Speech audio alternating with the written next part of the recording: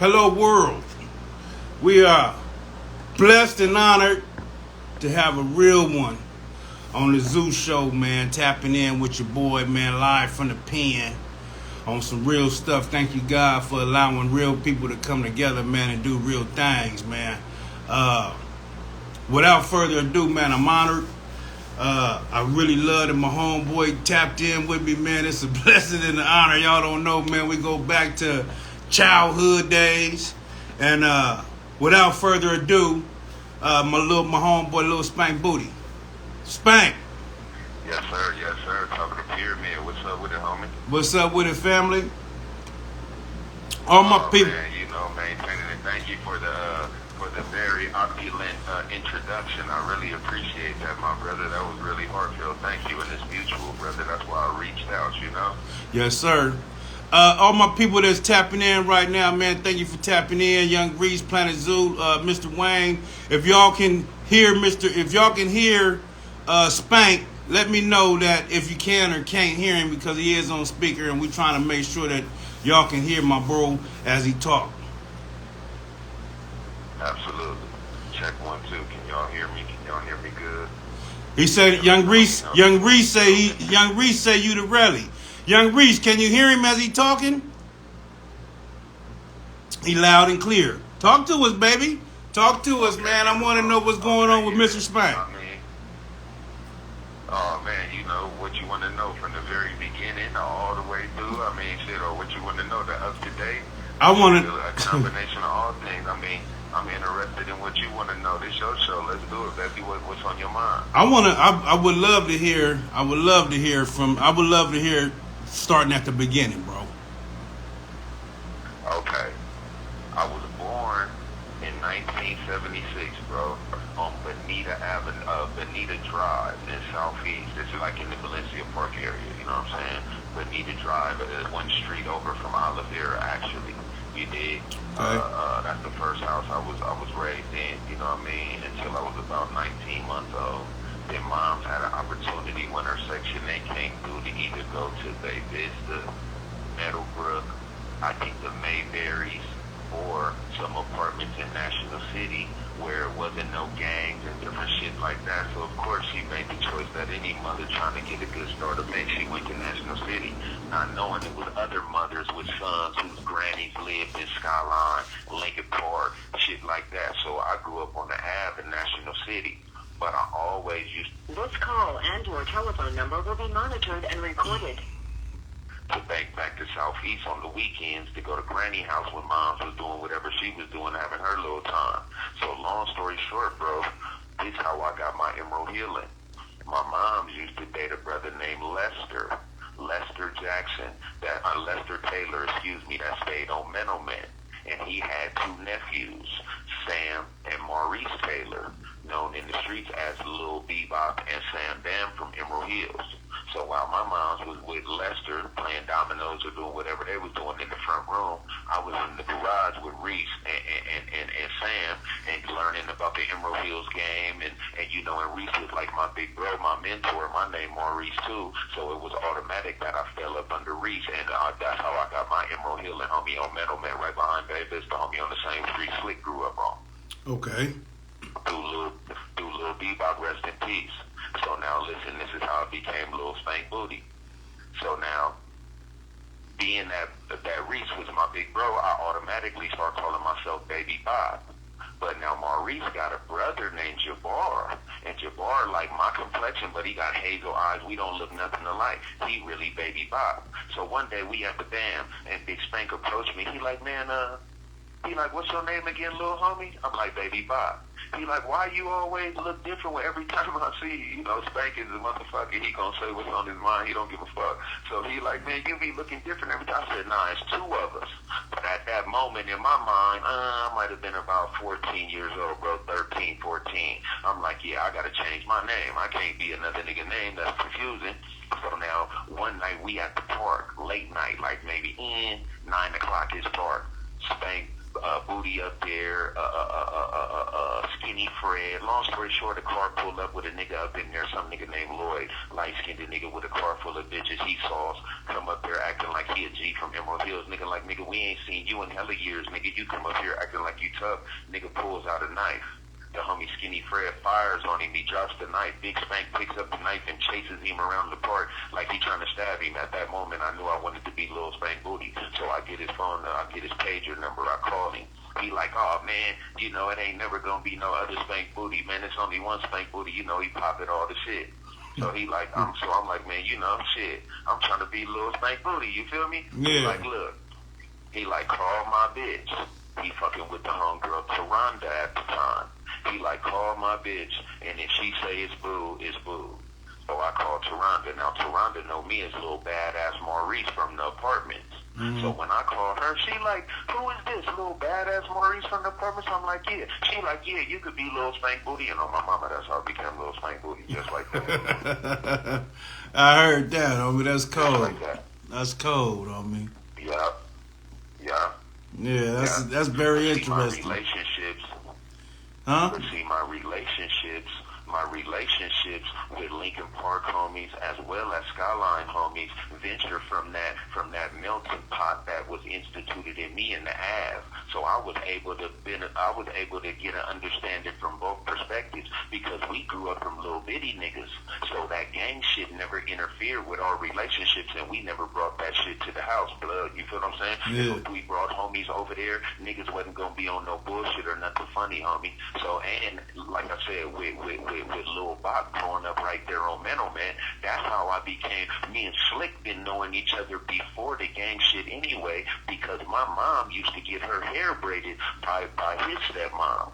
So see, our shit go way before some gang shit. So niggas be thinking it's just some gang related or anti-Skyline or nah, blood. That's why I really wanted to be able to get on your show too, homie, so that we could dispel a lot of these myths that a lot of the young homies like we be laughing about. Blood, the young homies don't really get out and about like we used to in our generation. Blood, if niggas having a Sadie Hawkins, I don't care if it's at Lincoln, nigga, your Skyline top lineup is gonna show up knowing it's gonna be Trib. Niggas is coming, blood. You feel me? Mm-hmm. Just like y'all have it at Morris, niggas is showing up, blood. We got out and about. Niggas at the skating rink, niggas squabbling, niggas going to the little CIF games.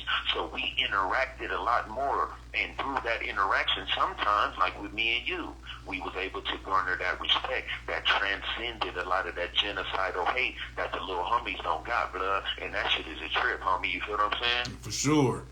For sure. Yeah. I want to give a shout out to Hoodie Hood, 6'9", Planet Zoo, Southeast Gotti. Hey, man, if y'all got any questions to ask the Lil Spank Booty, just put it in the thing, man, and I'll make sure that he hears it and knows it and he'll comment on it. So let's skip up just a little bit. Yeah, you right. You right, bro. I feel you. That is one of the things I hate that the little homies don't get. You know what I'm saying? Because a lot of like nowadays, man, a lot of these dudes is inside the house. They ain't even hanging out. So they would never get that camaraderie that we was able to have and attain coming up, man. But I want to ask you about Don Diego. You was feuding with Don Diego, man. Now, I didn't see none of the feud. You know what I'm saying? But when I was, because I ain't talking, now listen, to everybody that's out there, I haven't talked to Lil Spank or seen Lil Spank since 1993 700 Juvenile Hall, man. So Juvenile Hall. I had to run a check. Hey, I had to run a check on my bro, man. You know what I'm saying? Because it's been that long. And in doing so, a feud, you know, the Don Diego feud that came up, bro. So if you can elaborate on any of that, homie, I would love to hear it. I don't know, you know what I'm saying? I don't know if you want to or not, but if you know what I'm saying, if you could, I would like it. But what happened was, he dissed my wrong kind, bros. And when you diss my wrong kind, bros, I'm gonna come too.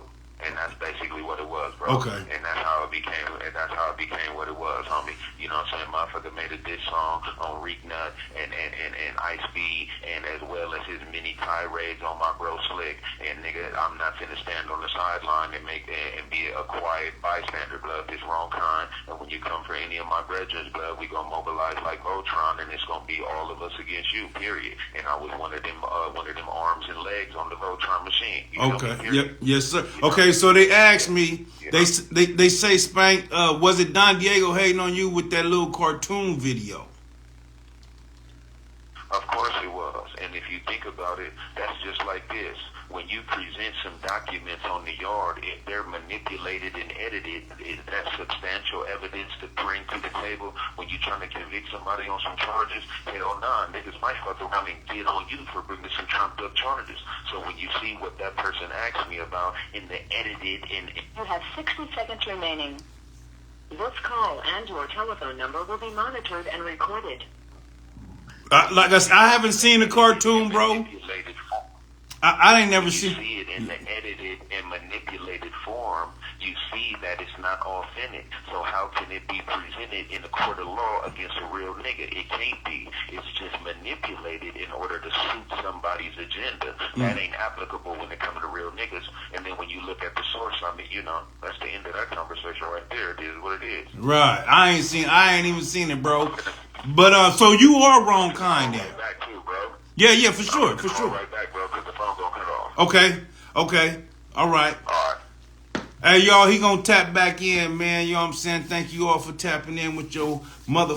God forgive me. Thank you for tapping in with y'all brethren, man.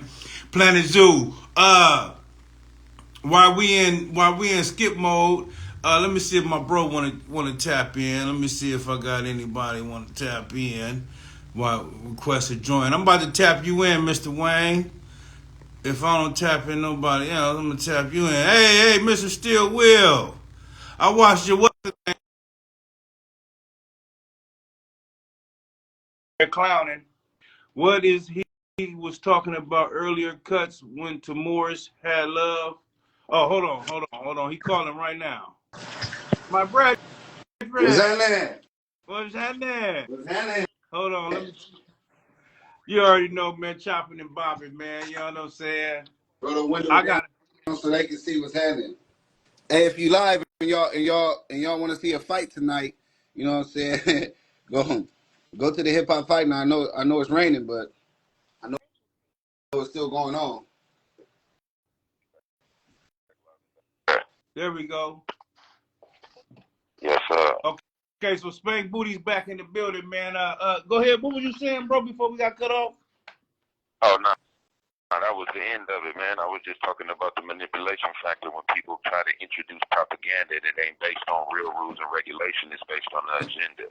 That's all. All right, so you wrong kind, right? Oh, absolutely. Oh, okay. And you dropped the album. I heard you dropped the album, City by the Border. Oh, that was my mixtape. The album was early release. Oh, okay. So you doing all this from the pen, or was you on the streets, bro? Oh, no, I was in the pen doing this. A few songs on early release was recorded on the streets. That the first song that I ever recorded, I can't say that. But that Steve Vicious pad was Be About Your Dough. My big homie Big Bandit introduced me to Steve Vicious, and we went over there and recorded Be About Your Dough. Matter of fact, right, it's a story. Bandit had a condo out there in Rancho, but you couldn't smoke weed in his house. So he like, look, I got this beat. Take this out in the rent-a-car, and here go an ounce of weed. Sit out there and write me and you a verse. And then I rapped it to him when he got up in the car, and then we went right to Steve Vicious' house and recorded Be About Your Dog. Yeah. Okay. I heard that. And Stay G About It. I recorded also, but that was, again, fostered through the relationship of going through there with Big Bandit first. So I wrote Stay G About It. I wrote Loot Hungry. Actually, my nigga, I gotta give a shout out to my old Farrell Park nigga, Cambino, my nigga Cameron Mason, who I've been knowing since motherfucking Valencia Park Elementary. That nigga actually wrote that hook for me, bro. in where was we at? Was we in George Bailey? I think we was in George Bailey, bro. Cambino wrote that hook for me. That's why at the end of the song I say shout out my nigga Cambino. You feel me? Right. Cambo wrote that hook for me, bro. Okay. He's a nigga like you. Hey, look, Cambo, and who else can I say without no bullshit? I know Cambo for sure. He one of those Feral Park niggas that feel like you or some of my style. Like, nigga, man, you supposed to be from over here. Yeah. Hey, so yeah, let me break that down for him real quick, man. Okay, so listen, guys, listen. Back in my days when we was coming up, man, if we felt that you was a rider, homie, we was trying to recruit you and bring you on to our side. Little Spank Booty was one of them ones, man. We was trying to, you know, manipulate and bring on over to this east side shit, man. You know what I'm saying? We was feeling this gangster, homie.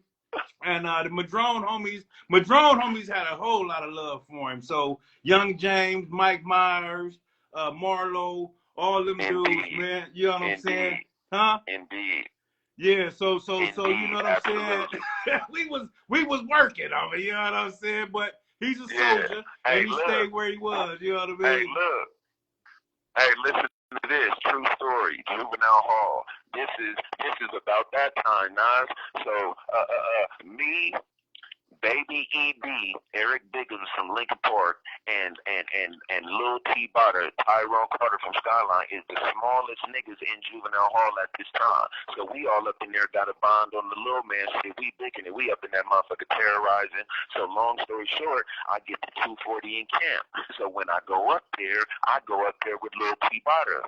So I hear Young James is coming up there. So I'm like, you know, we didn't get along with Madrone specifically at the time, but T-Bada like, man, that's the homie. You and that nigga gonna get along. So that's how me and Young James got booed. Next thing you know, a bus finna come up here with Mike Myers on there. I got the same mind frame. Oh man, me and Mike, we gonna get down this, that, and the third. Young James like, nah, nigga, that's the homie. If you like me, you gonna fuck with him. And homie, on my mama, me and the Madrone niggas, Mike Myers, Young James, all them niggas is my niggas to this day, bro. On God, you know what I'm saying?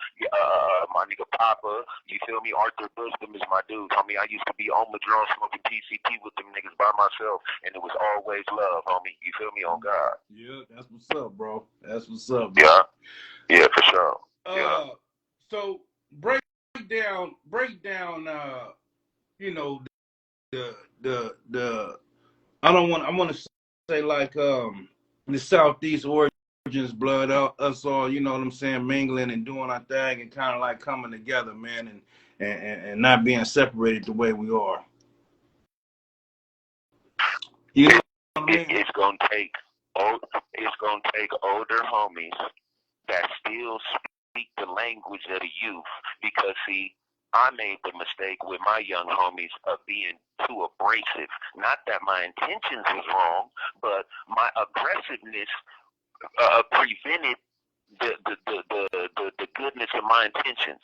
I was coming too pressing the little homie, but with the right intentions. But they kind of, you know, like we was rebellious, but to a degree, you know, it wasn't the right approach. So I say that with learning, because we always supposed to elevate and look at the things that we did in ways that we could make it better. So I'm going to say we have to be able to speak the language of the youth, because they're going to be instrumental in whether or not these things are going to change generationally, homie, or whether they're going to keep going in the direction they are. Because if you think about it, it ain't us that's changing it. Who is it? It's the youth.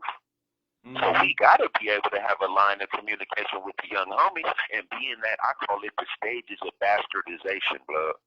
Now, by that I mean we already, not all of us, because nothing is absolute, but a lot of us come from homes where the father is absent. That's one stage of bastardization. We don't have that father figure. Then we go out into the community, and sometimes the older homies are more a platform of manipulating the young homies to do what they want them to do, as opposed to really building the young homies. So now the young homies get a position of, fuck the older homies too, blood. We rocking by ourselves. Fuck them older niggas. That's another stage of bastardization. So now all they know when it comes to older homies and adult-like figures is abandonment, manipulation, and not good shit. So they be against that shit. Yeah, they might have heard about you and all that shit to a degree, but they still on some shit. Nigga, can't nobody tell me nothing. So rather than be aggressive and force the little homie violently, which he used to anyway, he got to start learning how to speak his language. And remember when we was them young homies and how we used to think and utilize that stage of understanding to help bring them up to speed, homie. That's what's necessary first. Because this young Skylines and young old Pharaoh's on the yard with me right now. And it was fun, funny vibes and masses at first. But then once they was around me for a while, you know, I penetrate all that because I used to be that little nigga. Every time I seen them niggas, what's up, little Pyru? What's up, Pharaoh? Every time. Right. And slowly broke down. Now them niggas come grab me. As soon as I come through the gate coming from school, they come greet me by building and taking that time and not being a reactionary because I know where they mind frame at. I continue to be me. What's up, little blood? What's up with y'all, boo? Right. And then now it kind of got them to where now I done got it to where, damn, blood, how y'all little niggas feel about this? I know you and my little homies be into it, but blood, do y'all think y'all could ever bridge that gap? Or what would it take for y'all to be willing to try to, oh, blood, well, with some niggas, blood, it just ain't gonna never be boo. I don't become argumentative. I just take that into my memory bank as one of the factors that gotta also be worked on in due time. Right now, I'm just opening up the line of communication, getting them comfortable with speaking to a nigga that otherwise would be considered a Bros town. Let's just be honest. Come on, homie. You feel what I'm saying? Yes, sir. So where are you at right now, bro? Where are you at? I'm in High Desert, homie, on the 180 on C Yard, homie, C lower in 3 block, homie. And when you say 180, that means you're on the level 4 yard. Yes, sir. And it's a 180 design. Right. Meaning that the degrees that the tower is built in gives the police access to have constant vigilance on every day room simultaneously, no matter where he stand at. Okay. So how are the politics there? Like you say, you're breaking it down a little bit, making is he on the yard with Baby Big? Are you on the yard with Baby Big? Baby Dick on the upper yard, but blood, yup, I acknowledge blood, and he said love back. Baby Dick is on the upper yard. I'm on the lower yard. Baby Dick in 8 block, I think. Because on my yard is 1, 2, 3, and 4, and then it's a wall, and then the upper yard is 5, 6, 7, and 8. And I think Baby Dick in 8 block. And how the politics on High Desert, bro, level 4? Where is that? Susanville? Where is that at? Yep, Susanville. Yes, sir. Yeah, Susanville. That's my business partner. That's Mr. Young Holly. I call him Mr. Wayne. That's Young Holly, man. Okay, what's up, Young Holly? Hey, what's up, Wayne? What's up, Wayne? Whoa, I tapped him in when you went off on the thing, bro. My bad. What was you saying? Okay. So yeah. So tap us in. Let us know what the 180 look like, what it is, how it's designed. This call and your telephone number will be monitored and recorded. A lot of free people don't know nothing about it. I don't know nothing about it. Okay. Well. Let me say this. It's certain things that's esoteric that I'm gonna have to keep to the mob. But as far as just a view that I can impart to civilians without breaching no rules, everybody has their region, you know what I'm saying? It's regions now. It ain't where, the homies used to be outnumbered 20 to 1, so every homie that came through was embraced and really loved, or what we call blood love. Now the population that multiplies so much where now it's regional. You got homies that's from SAC, but within SAC you got stars, you got Zillas, you got Gutter Gas, you got Smack Team, you got and then like Southeast San Diego, you got the little homies now where it ain't just the gang, you got cliques within there, so it's just Wait, hold on, Spank. One, you talking too motherfucking fast, though. You talking like a pimp. You gotta slow down just a little bit. I'm lost. I ain't lying to you, bro. I'm lost. And I thought I was part of the penitentiary culture, homie. Okay, look. Now in fact, they got Oak Park homies. They got Meadowview homies. You know, you got different areas, just like in Southeast. Right. We got Lincoln, we got Emerald, we got 5-9 Brand, we got the East, we got O'Farrell, you know what I'm saying? But even within those, you have little cliques and sub-gangs that war as well. And it don't matter whether you from this particular spot. It matter which one of them sub-gangs you aligned with. And so when you say regional, that's how you breaking down regional? Because when you say regional, I'm thinking you're saying, you know, something totally different, to be honest. Like, you know, San Diego, LA. No, listen, when I'm saying regional, exactly, that's what I mean. That's exactly what I mean. But I'm giving that example to show you how diverse each particular region is. I'm just starting with Sacramento. Okay. But now you got the Bay, that's the same way. You got LA, that's the same way. You got San Diego, that's the same way. So each region comes with its individual set of politics.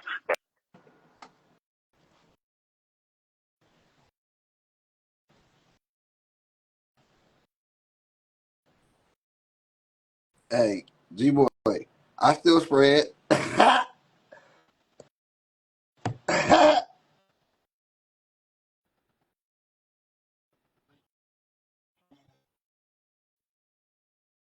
For sure getting out of character, but I kind of like want to know how to reach. Is it Dago Bloods and Crips, or is it just Dago Bloods, or is it separated even within that?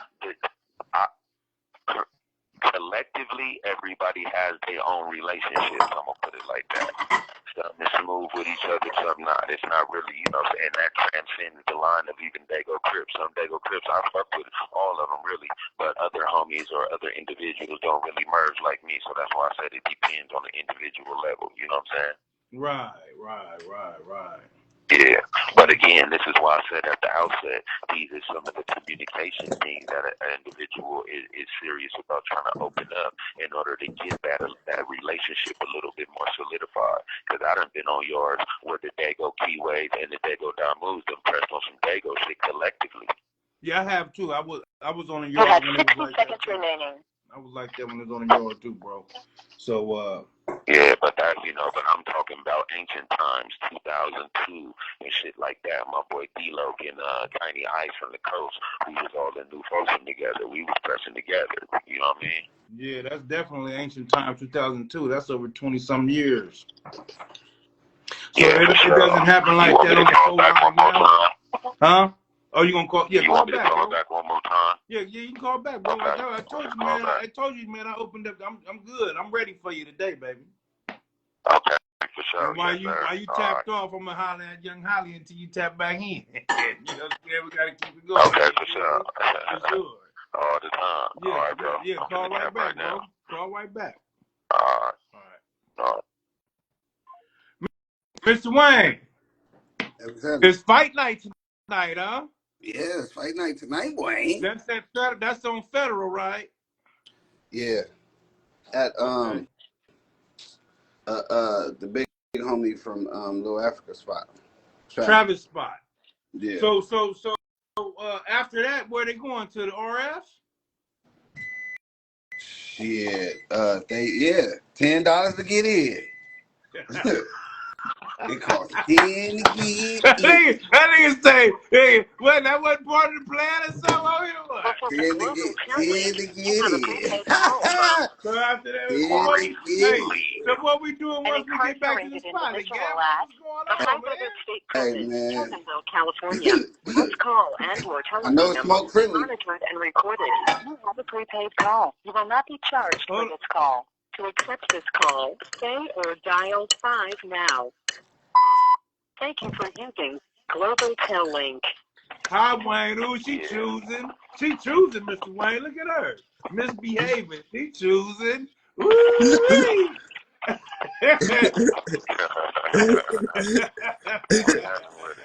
We positive. Hey, I got my boy back on the line, man, Mr. LILSPANKBOOTY. A real soldier, man, a real soldier about the San Diego politic, man. And so he's graciously blessing our platform, man, by coming on here and just kind of updating us on what's going on behind the wall, so to speak. So last we were speaking on the politics on how it kind of goes on a 180 without crossing the line and doing too much. So what else can you let me know what's going on over there, man? That you know what I'm saying, without you, breaching your gangsterism. I mean, for the most part, at least when I'm around, man, we just trying to educate as much as possible, man, and make sure that these youngsters who then become so ingrained with the hatred of other homies start learning how to work together, look at things from a more empowered level as black men. You dig? That's pretty much the push where I'll be at, exercising, participating in Bloody July. Everywhere got its shortcomings. Nothing is perfect, but given anywhere I'm at, man, I'm always trying to educate the homies and then present them with a way to look at it from a bigger perspective, as opposed to just staying isolated in that genocidal mentality. Hey, what the did they was he Did he, because they changed the law 3 different times. This motherfucker been in jail, so it's some dinosaurs that in jail that done got out that seemingly look like they would never get no get back. You know what I mean? So it'd be wicked for the homies that went down, didn't tell, or got told on, and then, damn. How can I get out now, nigga? You know what I mean? Fuck all that. Like, you feel me? So it's like, shit. Yeah, for sure. When you do crimes, if you red-handed, you red-handed. That's kind of like fucked up. But you got action at getting out or no? Oh, yeah, for sure. Yeah, most definitely. I'm in the courts now. I'm just waiting. Yeah, you got a date. I got a date. I ain't got no L. They just gave me so many years that they try to basically blound me without blounding me with the L. You feel me? Yeah. Let me ask you this, Spank. Because now, last time I was in there, bro, I was in Jamestown. I paroled 2009. And I got to tell you, homie, I did not like being, like when I first came in, I was a young homie. And then in 2009, I was the big homie. And that shit was fucking with my mental, homie. I didn't like it. How? Because I know that's how you are now. How does that resonate with you, bro? Well, I hate to be cliche, but an old African proverb say, on the road to life, know your exit. Right. Feel me? Yeah. So now I'm gonna say that to say you be authentically you, but know how much energy to put in which direction, at what time, and when to leave that shit alone and go on and bank your exit. Okay, yeah, man, I'm getting up off this road. You dig what I'm saying? And I mean that in specific situations and in life in general. So me now, I'm not every day invested in thinking about that shit and all that. When I see an opportunity to educate a young homie, then I'm going to take that opportunity. Other than that, blood, I'm going to be 48 years old, blood. I put in work. I'm fresh up off a shoot term right now for a battery, bro.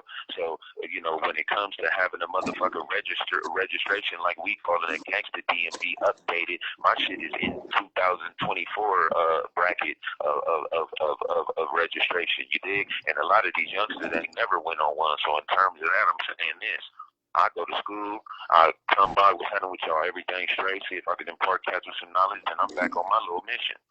I keen into when we used to be young. Hey, look, remember when we used to be young? And I'm sure you and the young Easters used to be on Meadowbrook or something posted, but we used to be on the block and wonder, damn, blood, why the big homie only drive through and toss up the set and blood always keep going? Because blood got a program, and he realized if he detoured from his program for longer than necessary, everything that blood trying to accomplish could be jeopardized. I'm that OG now. I just ain't got no Cadillac, blood. I'm pushing in some of the flies Nikes that they got available on Walking Horse, though. You dig? But I keep them motherfuckers pushing. You know what I'm saying? I dig, yeah. But I keep them motherfuckers pushing. I feel you. Yeah. You know? You. Yeah. Yes, sir. Yes, yeah, you know. As you should. Mm-hmm. You know, because it's different now. And like the homie said, they is letting cats out, bro. So a motherfucker, I got to bring him some clean time, Nas. Motherfucker been having activation on his jacket since I last seen you in juvenile hall. Now they wondering, damn, nigga, you finna be 50 years old. You still getting batteries and shit? Bro. How we gonna let you out in those? This call and your telephone number no will be lie, monitored and homie. recorded. Every time I hear about your ass, you in jail, homie. I don't never hear about space, blood. I've been doing stretches, bro. I did 12 before this, and I've been down 17 now. I've been down 17 now. Damn! Yeah, man. That's what I'm saying. That's why it's a blessing to talk to you, my brethren. Real talk, man. I hate that. You said battery. Now, you said you fresh off a battery, man. Can I ask why you call it a battery, man? Because, you know, you a G now, man. You know what I'm saying? I mean, like a double OG in a Yinta. You know what I'm saying? Why you still catching battery cases? Right. Well, it was an issue. It was an issue from our demographic, and those in our demographic have pledged allegiance before any issue arose. That's how it was gonna go. If it was one of us, it was gonna be one of us. You feel what I'm saying? So it was kind of like along them lines. You know what I mean? Yeah, I know you can't really get off into that because so if it was a San Diego person, then it was gonna be San Diego people who administered what needed to be administered for the infraction. So it was based on that. And that's being that I've always been a G that wasn't on no y'all go, I've always been a let's go. That's how it pretty much matters. So it wasn't really based on nothing. It was the fact that shit on that particular yard. It was only me and the individual that I went with and the person who needed to get got on. So that's how it panned out, you know? Yeah, that's automatic, bro. I definitely know the politics on that. It was San Diego business, so San Diego had to handle it. It's basically what you saying, right? And it's fucked up. Hey, and I'm going to say this too. And it's fucked up, bro, because in the midst of that, and the key, I'm not gonna get specific. Motherfuckers try to spin a narrative, bro, and it's just a trip because how can we progress and be solid homies and really press a line that's gonna be conducive to our city, love? Fuck just the hood, because outside of the city, that's what the hood really represent. Oh, damn, you from who people? Where that's at? Oh, San Diego? Oh, okay. You making not only your turf immediately, but the city look good as well. So collectively, this has to be the norm, not necessarily the genocide and the differences and the lines being drawn. When I look into the Skyliner, I don't think about an enemy faction. I think about all the Skyline niggas I'm cool with, and I extend blood and hair based on that. And then I let him decide whether or not he gonna deal with me the same way or in the negative faction, and then we go from there. Hopefully, we could be harmoniously distant before we had to clash, and ultimately, blood, that's the mind frame I want niggas to get. I'm not saying we gonna be at niggas' backyards and going into people's homes and chilling and be cordial on that accord. For those who you can do that with, all power to you. But I'm saying harmonious coexistence to where when you see a motherfucker from the other side, I'm saying this for the Crips too, because I fuck with real West Coast niggas like Baby Savy and niggas that hear them names and be like, damn, Spank, you fuck with them? Yeah, real niggas. I don't fuck with busters, period. So of course, if I fuck with real niggas, I'm gonna gravitate not only to the real DAMU, but the realest Crip niggas that's the most hated. Because nigga, I'm one of them, so we relate on a whole lot of levels. Nigga, it just come with the territory. But as far as representing that real cloth, nigga, we get niggas like dinosaurs. So nigga really need to start focusing on our common goals, bro, as opposed to spotlighting our differences. If we focus on our differences, we ain't gonna never get above and beyond this shit. And guess what? Now the little Lincoln homies is Skyline homies' sons, and the little O'Farrell Park homies is Lincoln Park homies' sons. Come on, blood, how I'm gonna hate this go daddy's huh? Yeah. Oh man, please. Yeah. Come on, G. San Diego ain't big like LA. I'm sorry, what you say? San Diego ain't big like LA. No, we only got one ghetto with Southeast. Ain't big like LA. Yeah, it's only one Southeast. You feel me? Ghetto. Nigga, my mama Nigga, my daddy is a G Skyline nigga. Nigga, my daddy was from Skyline before it was the Hang Gang and all that. That nigga stayed on Elvado Way, bro. I'm finna plug you in with him, too. That nigga a real G Skyline nigga. Wear all red right now today. That nigga 69 years old, run 10 miles a day. Oh, my mama, cut up everything. Tattoos on his forehead, all the shit. My real nigga. With the business. Come on, bro. Yo, bottle wave, man, that's on the Matter bottom. of fact, tell Holly he can get on his phone right now and look up Instagram 7, the number 7, and then Solo, SOLO, and then 707. That's pop shit. Pops is straight food. Pops is gangster like a motherfucker. That nigga 69 years old. Hate rats. Hella everything in this shit flaming red. Nigga run 10 miles a day in different Halloween masks and shit. That nigga crazy the motherfucker. Pops EOP like a motherfucker. Straight stomp down gangsta. Ain't gonna never change. That nigga original Skyline niggas. My uncles, Byron and Randy Scales, is the ones who started Old Pearl Park, bro. Niggas don't know my history like that. Especially when they get coming with these old narratives like it's some hateful shit. Come on, bro. Hey, say his Instagram again, Lil Spank. It's the number 7, and then Solo, SOLO, and then the number 707. Yep. We're gonna definitely tap in the pops. We're gonna definitely pop in the pops. Now, Spank. For sure. Okay. For sure. So earlier when I tapped in with you, right? Like I had said, I had so when I had Pops on swell. Yeah, Pops on swell. He got your pop. He got your pop Spank on. He's showing pictures of your pop. Click on the pictures. Let's see him. Let's see him in big. Okay, right? Look at him. Hey, he looks like you, all you entertainer bitches. This nigga. He looks just like you, homie. Hey, they put him. Okay, yeah, that's it. 7 Solo 707. There you go. No, look, he talking big shit. Yeah, hold on. Let me listen to it. So all these bitches that you fucking with around 40, you motherfucking bitches put a bolt lock on your panties because this nigga got 3 feet. Listen, this nigga. Then you got these other niggas, look, then you got these other niggas saying, why you doing that? I grew up with them. Would you trust him around your daughter, hoe nigga? Look at that. I bet if we was at a barbecue and all of them, hey, listen, I bet it. Excuse me. Go ahead. Go ahead. Oh, he's talking to somebody. Go ahead. He talking to me? No, he pushing a hard line. He talking to Lil Spank. Yeah, that's me. Can sell albums and get 1 million views, and all these other weird ass niggas who done broke the rules and then. This call and your telephone number will be monitored and recorded. Oh, that's Pops is the real nigga. Hey. Hey, Spank, you already know. Call right back, bro. No, it didn't say 60 seconds. It just it just did a little announcement. Yeah. I think we got about 30 more minutes.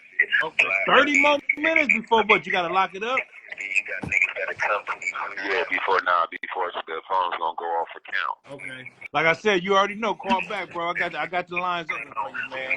We checking out Pops, though, man. Nah, Pops off the chain.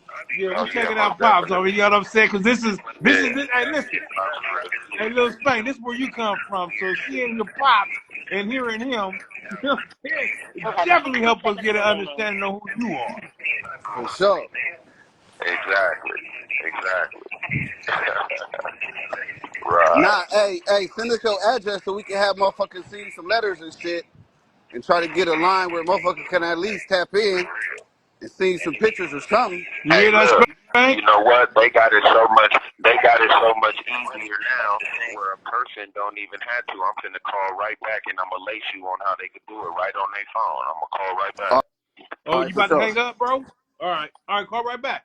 Yeah, because it says 60 seconds. Yeah, it says 60 seconds. All right, call right back, bro. We live, man. Yes, sir. Yeah, that. Okay, we on. Okay, back to you, Mr. Wayne. So we after the fight tonight. The fight is tonight. Our rep is a spot afterwards. We the after party popping spot. $10 to get in, $10 to win. You know what I'm saying? Make sure that y'all coming through, man. Make sure the beautiful ladies is coming through, man. You know what I'm saying? We got the TVs and whatnot. Matter of fact, Mr. Wayne, you talk to him, man. I know you can sell it better than me, man. No, I'm saying afterwards, if you're feeling the vibe, you know what I mean, slide on down to Fifth. See, that's the thing, man. Having brick and mortar on Fifth Avenue is. He showed y'all. She said text. He showed y'all what the location looked like, man. Big downtown buildings, comfortable environment and settings. Yeah, having a. Hold on, Spank. Let me put you back on speaker. Okay. She said you can, etc. I don't know what that means. Okay, so Spank. Okay, so listen. Yeah. I was talking to Spank, man, before you early this morning, man. I had, like I said before, I was trying to run a check on Spank because I hadn't talked to him for a while. People try to say he was under paperwork, and I had to dial in on that because I'm uncut and 212 and UBN and all that shit. It's not that I have anything against them. I just feel like when it comes to San Diego, that's not our thing. And so anyway, it had ran across my desk that my homeboy, my brethren, Lil Spank was a part of that. And so I asked him and he told me he wasn't. Lil Spank, elaborate Yes, what sir. cut you are, you know what I'm saying? If you can. Like I say, we ain't trying to blow you up or nothing like that, bro. If everything is good, talk to us. Well, I'm a new African revolutionary nationalist. You know what I mean? That's what I represent. And for those who are aware, then they know what it is. I'm going to have to speak in esoterics because, it's always a possibility that them people listening, and even though I don't really fuck with 50 Cent, he definitely said something that was applicable to all our lives, and that's I try not to say nothing the DA might want to play in court, you dig? Right. So it's not BL, it's not UBN, it's not no, something like that. Well, Let me just say that. Let me say this. Let me give y'all a history lesson along the line. Let me give y'all a history lesson. Cause see, a lot of my fans and people that's already familiar with me, they pretty much dissect what's going on with me based on the content of my articulation. So, initially in the Black prison struggle, the first organization was the Black Muslims. And now we talking about maybe the early 60s, 60, 59, 58, 61, 62. You know what I'm saying? So this is how even back east you see Brother Malcolm, El Haj Malik Shabazz got introduced to Islam. This is one of the first organizations that was available for brothers who were coming from a street mentality, getting organized and starting to get molded into loving Black people. So then as the streets get to evolve, and so does the prison structure and the prison organization start evolving as well. So now you have brothers now on the streets who were involved in the revolutionary movements that spawned in the ghettos that we now know as being the Black Panther Party for self-defense. So now this more militant brand of convict started coming into the penitentiary that was no longer wanted to be restricted and held in by any rules, let alone those of religion. That was also part of their resistance with the European structure trying to bear down on them with political, economic, spiritual oppression as well. So they was a resistive nature. So now we had a brother whose name was W.L. Nolan. Now, this brother was a revered boxer, but he was initially a member of the Black Nation of Islam in the penitentiary. But with the vibrance on the street and that resistant nature, he also, too, became resistant and broke away from the Nation of Islam for a more revolutionary branch. Now, this is a brother who's instrumental in teaching George Jackson his first new revolutionary precepts that got George on the path that elevated to him to the stature and the deity status among Black revolutionaries that he maintains today. So now the second transformation was that of the black revolutionary from the black Muslim. And now these names, you can research these. These names were things like the Wolf Pack, brothers that banded together. You know what I'm saying? Now we talking about 1960s, 1968, 69. In fact, January 13th, 1969, the brothers I was speaking to you about, W.L. Nolan, along with Alvin Fig Miller and a brother named Cleveland Edwards, were shot on the O wing in Soledad by a racist a pig in the tower when they attacked some Aryans on the shoe yard the very first day it opened. Dig what I'm saying? Yeah. So now listen, this is how George Jackson and them got the case called the Soledad Brothers.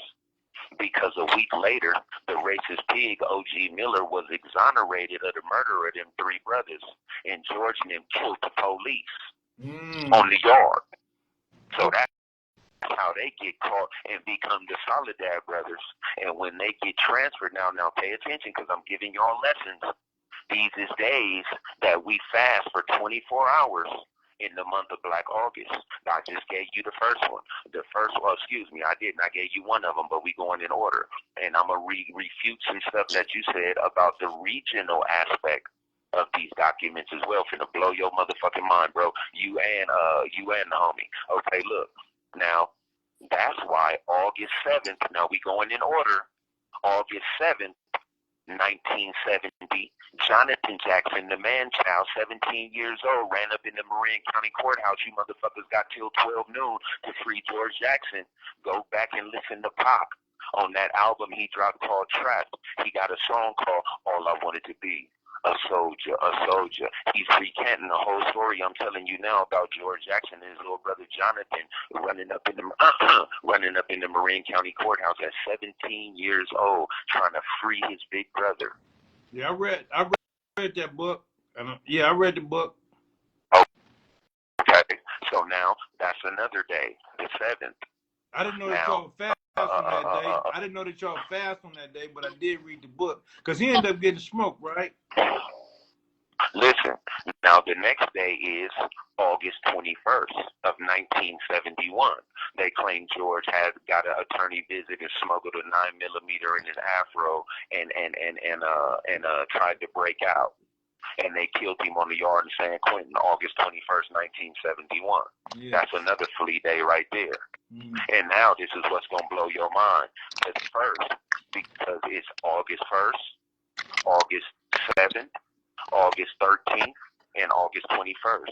These are days where you fast for the whole 24 hours. And during August, we ain't watching no TV. We ain't listening to no radio. We busting down 3 times a day. We fasting and we studying and we imparting positive conversations and uplifting the brothers. Really what we supposed to practice 24 hours a day, 365 days in a year anyway as revolutionaries. But I'm just saying in August, it's even more pronounced. Okay. August 1st, it's for a brother named Qatari Goldeen. Guess where he grew up at? On Logan Avenue in Southeast San Diego. So we're going to refute a lot of these stereotypes of regional applications to these documents because Qatari Goldeen passed away. This call and your telephone number will be monitored and recorded. August 1st, 1978. He suffered head trauma in a football game on the San Quentin Adjustment Yard, and due to his status and his revolutionary stance of rebellion, the system faltered in administering his medical attention, and he died from his injuries later on. And he he was born in Louisiana, but he was raised on Southeast San Diego on Logan Avenue, and Goldeen still live on Logan right now today. Yeah. That's some really good. That's some good information, man. Yes, sir. Yeah. You know, the Panthers, I think, second biggest chapter was in San Diego. Whose biggest chapter? The Black Panthers. Second biggest chapter, if I'm not mistaken, was in San Diego. Ooh, I did not know that. Or they had a major headquarters down here, because I know for sure Sister Angela Davis taught at UCSD for sure. Okay, so now that's the second progression. Now stay with me. That's the second progression. Now we at Atari passed in 78. So now when we get up in these 80s, guess who coming in? Crips and Bloods. Mm-hmm. Now the Crips were so multiple in numbers that they really couldn't see the vision of the revolutionaries. So there was a lot. Well, don't get me wrong. You always had one or two that were what they call it who didn't stick with the norm. You know what I mean? They went against the normal tide. So you always had a few that were coming with the revolutionary structure. For the most part, they were resisting and they were rebellious in their own. Then came in these DAMUs. They was different, more militant, few in number, but strong than the motherfucker, respectful and real soldiers. And they was receptive to the love aspect based on their shortness in numbers that the brothers of the revolutionary branch was preaching to them. So now it became saying, you know what, these other brothers is unruly anyway. So y'all gonna do y'all thing, and we ain't gonna take off first, but y'all do y'all thing, and we got you. Mm-hmm. And that's how the relationship between the DAMUs and what we now know to be the new revolutionary nationalists of the black prison struggle. I mean, come on, man. We know what I'm talking about. I would hope the people ain't that slow. You know what I mean? Them 3 letters that impart fear in a lot of people, man. We got the same auntie, Billie Jean Foster. Catch up. Well, listen, bro. Right I'm gonna tell you, they probably that slow, but don't worry about it because you know what I'm saying. You know, I want to say that you know what you're talking about is kind of like ancient. Because, you know, when they put them in the holes and all that old stuff and had them stuffed up, you know what I'm saying, and gone away, bro, that it became ancient history, to be honest. So if you know, you know. But I'm bringing you up to speed. He's bringing us up to speed, but they don't know what you're bringing them up to speed to or of because you're not saying those 3 letters in which they would definitely be able to. You know what I'm saying? I don't know if you know what I know what you're saying. Right. I know what you're saying, bro, because I'm a penitentiary baby. You know what I'm saying? Like how you was.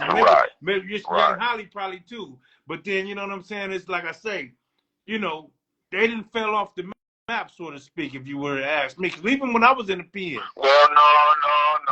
Listen. Let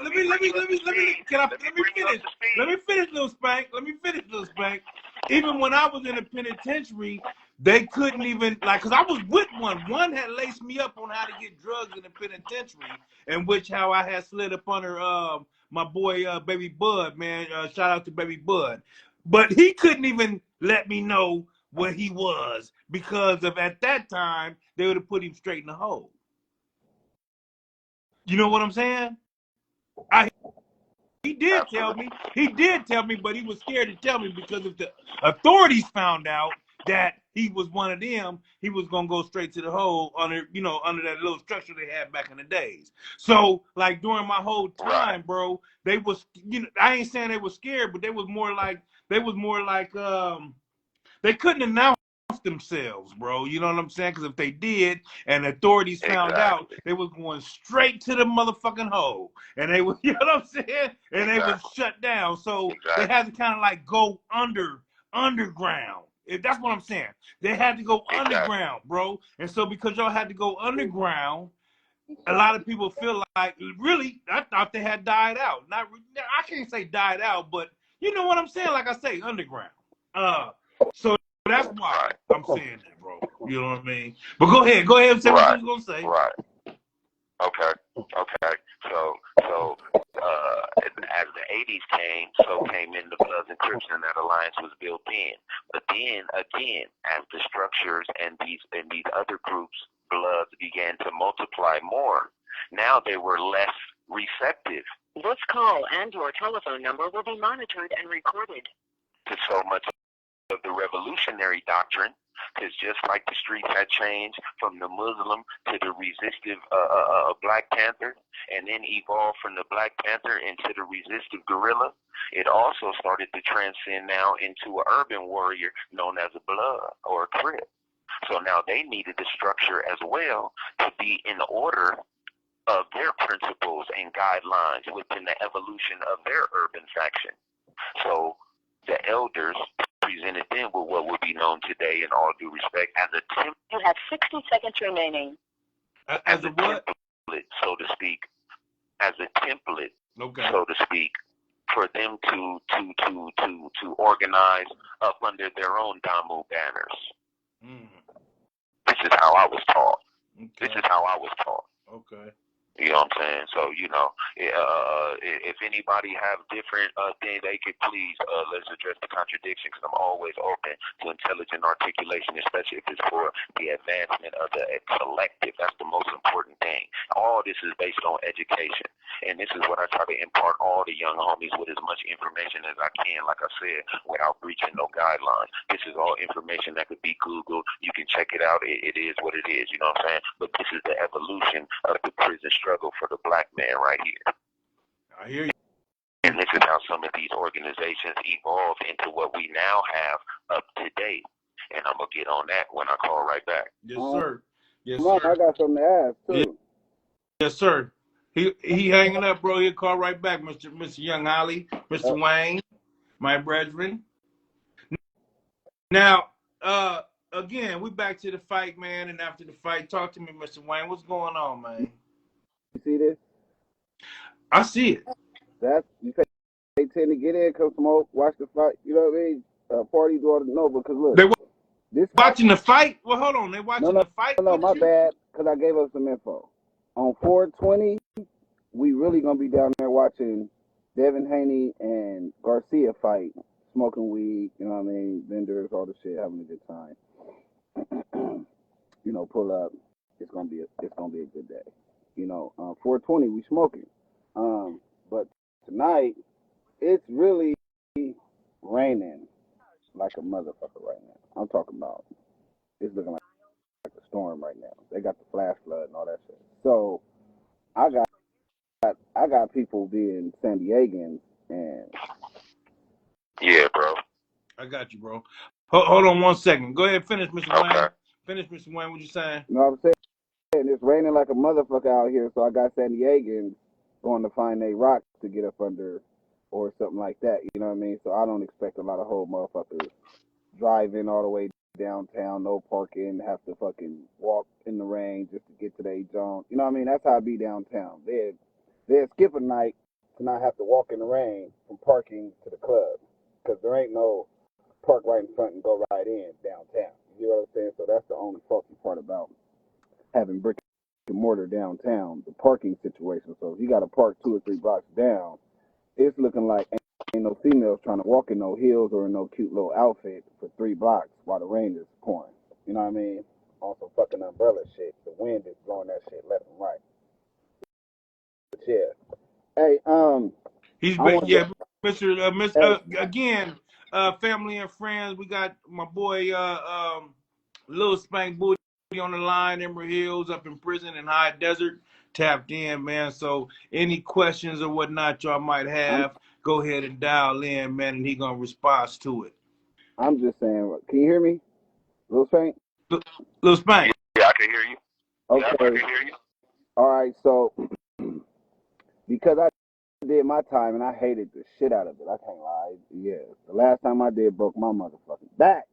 So it's like on the level 4, what kind of engagement do they got with like outside people coming in and giving up game to the, you know what I mean, to motherfuckers? I know it's a lot of motherfuckers that ain't coming home soon, but there's still motherfuckers that do got dates. And so what's the pre-release situation like for motherfuckers that's getting out? Because I know 60 seconds remaining. 60 seconds? Oh, it's almost that time. Yeah, because they finna cut this thing off for count. Yeah, they finna cut this thing off for count. Damn, that's a good ass question too. They do have different little people they come in, but it's limited to a certain amount of inmates that are able to attend them at a time. So they do have some things that they working with to try to get people prepared in different programs. But again, it's a waiting list and it could be a certain length of time. You know what I mean? Okay, well, when you get some time, even off the live, just hit us back up so we can try to figure this out. Hold on, say the question again. They were saying that question, Mr. Wayne. I was saying, as soon as you got an opportunity to call back, hit us up so we can get some shit going for the because o'clock. I'm gonna call back at 1 o'clock when the phone come back on at 1 o'clock. At 1 o'clock, bro. We going back live. It might come on at 12:30. It might come on at 12:30, so that's 2:30 y'all time. My time, not his. Y'all, he's the same time as you. He gone. He gone now, bro. Okay, so now we on Planet Zoo time. Yeah. Talk to me. What were you saying about the shit, man? What's going on, man? You was talking about parking and everything like that. No, I gotta be 100 with myself about the rain. It's really coming down right now. And they said it ain't gonna stop until sometime on Monday or something like that, right? So once it gets dark, I got people not showing up over there at Federal. Not to hate on the program, I want everybody to go. Shout out, go to the fight night. But because of the rain and where that's at, the freeway is right there. The whole, you know what I mean? So it's a whole twist. You know what I mean? So niggas like it's raining, motherfuckers running in with their hoodie on, so it's normal. Whoa. You feel me? Yeah. So that be changing the narrative just based off of the sneaky shit that goes on in the town. You know what I mean? It's raining, niggas just sitting in their car. Oh, there go your boy right there. Everybody in here, huh? Okay, I ain't going up in there. And they be outside waiting for some niggas, you know what I'm saying? So the rain is always a scary moment for San Diegans when there's a public event. Then the creeks come out at night. All the shit. But so what do you, so what? I mean, like, I'm saying, just from experience, every time it was a rainy night, only 3 people show up and bring down the damn the property value. They're like, oh man, I came all the way over here only for us to be here, man. Bye.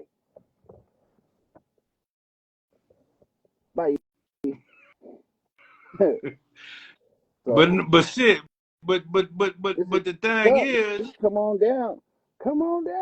How you got the Red Flamingo set up, man? It's a comfortable environment, though. You know what I'm saying? Where a person wanna slide through, it ain't gonna be like Trav and them spot. Don't get me wrong. I want y'all to tap in the Trav spot tonight. It's the boxing night, but the comfortable value is a totally different experience, man. At RF. Yeah.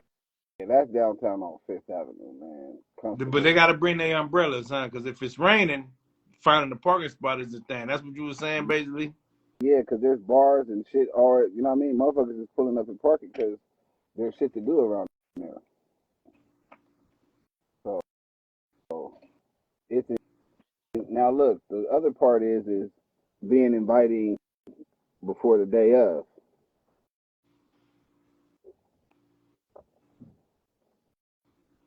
Hey, so look, the video, the interview.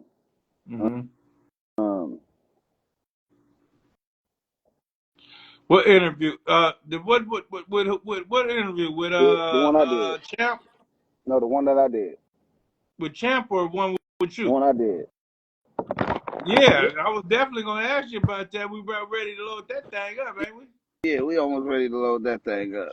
Yeah, load that thing up. Nah, cause I gotta go back and it was some good shit on there, man. We was popping our shit. Yeah, cause I know who the fuck I'm talking to on that one. You know what I'm saying? Yeah. That's my boy. You know what I'm saying? We go back to childhood days, man. Yeah. Elementary. I was in elementary too, matter of fact. Yeah, for sure. I think say yeah for sure. You know what I'm saying? So yeah, I was able to chop and bob with that, bro. Like I say, they want to label themselves as a gang, but it's more than a gang, bro. It's more like a family, man. Yeah, for sure. So I thought it was a good interview. I don't really remember all that was talked about during there, but just for the simple fact that I know you, bro. You know what I'm saying? I know it had to be a good. Nah, you talked about the real stuff, the struggles with Granny and Granddaddy being pillars of the Christian community, and then my daddy being a pillar of the East Side community, and then here we are. You had to find your way in the middle of that, though. You know what I'm saying? So I wanted to tap in on that because, like I said before, man, trying to Charlo, man, your daddy had a hell of a name. So you know what I'm saying? That was the trick part.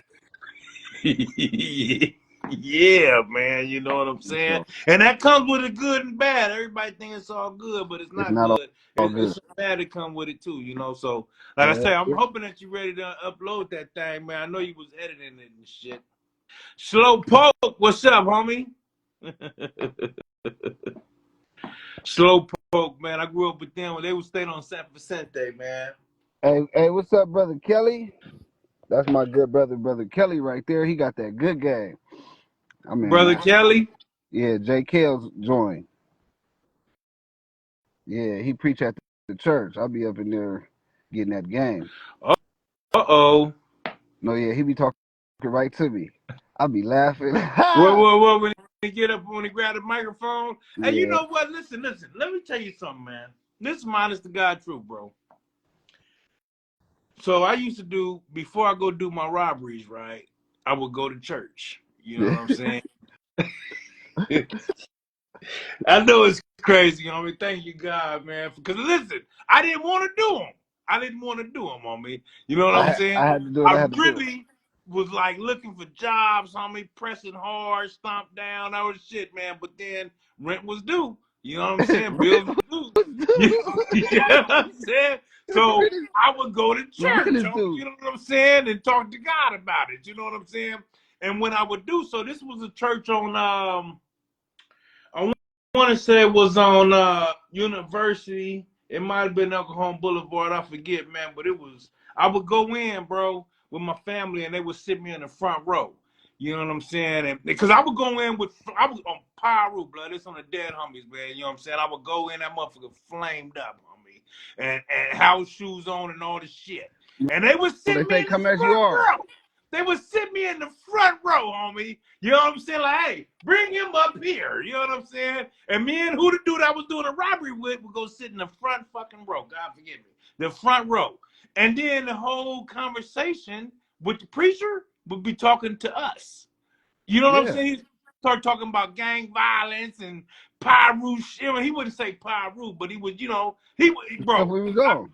I felt like everything he was saying was directed straight to us because, like I say, we were sitting in the front row. Now he's looking at us and not knowing of course, he's unaware to why we're there, but we're there. I'm asking God, you know what I'm saying, to forgive me because I'm about to go lay some shit down. You know what I'm saying? Yeah, for real. Hey, Lord, Hey, Lord, listen. Hey, let me tell you something, Mr. West. Hey, Jesus. listen. And my first wife, homie, my first wife, who you know, that's still living the Yeah, APTs, she can vouch for this, bro. She can no, vouch for for sure. this, homie. No, for That sure. we would go do the rob because I would do the listen.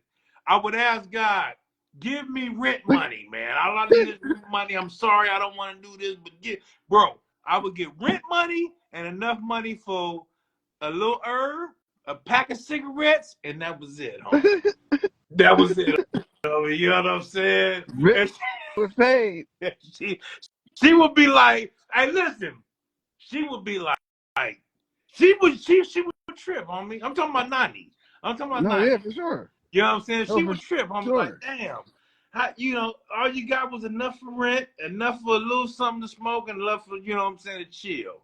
And you know, so anyway, I feel you on that, homie. You know what I'm saying? I feel on him talking to you about that, homie.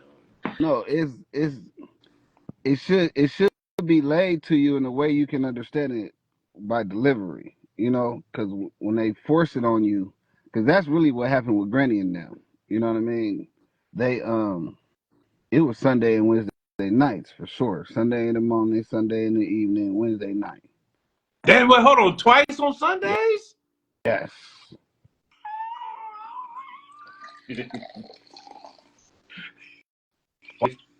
Twice.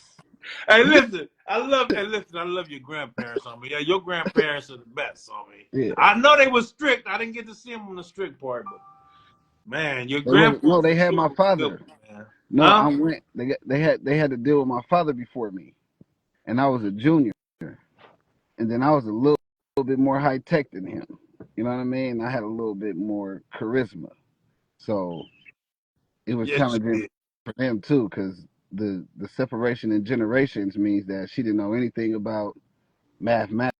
it was arithmetic or whatever. And it's like, no.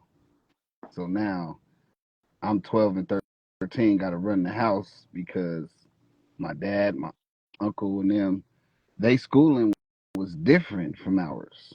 So they couldn't tutor us with class. They didn't know how to say, I don't know what the hell this is in front of me. You know what I mean? And so having to learn it at school and then transfer that off to my little brothers, my little cousins, and all them. So I was doing everybody's homework. That's how I ended up being fucking smart and reading good and doing all that because they wasn't comprehending to the new generation of learning. And so that was like beating the system right there. Like, but my aunties and my uncles was in the game, so that was the notification, getting intel from people around the streets that your nephew out here with that. Then I'm at the house like, no, not me. They got the wrong person. It's not me.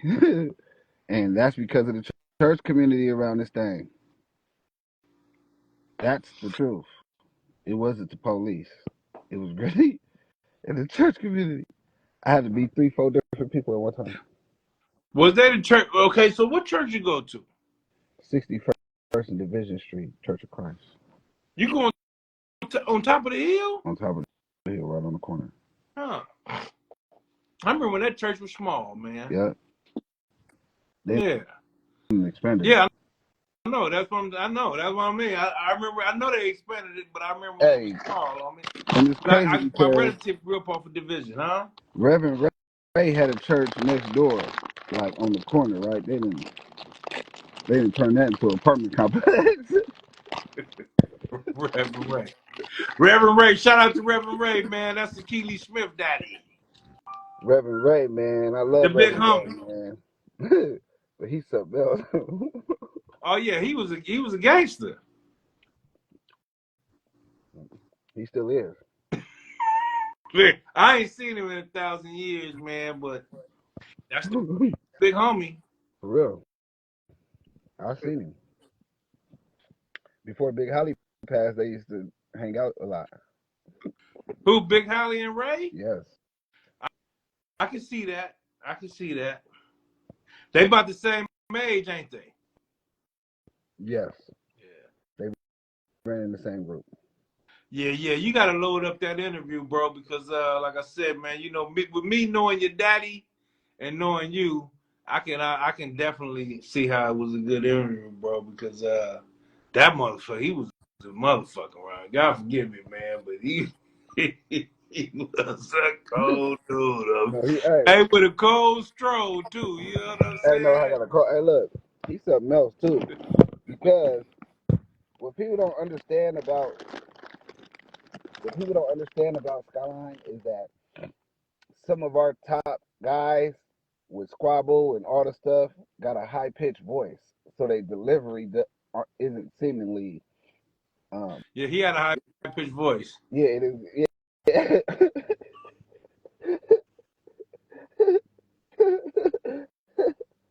Oh, man. Hey, bro, he wasn't crooked eye, but boy, when he get mad, that motherfucking eye go crooked like a motherfucker.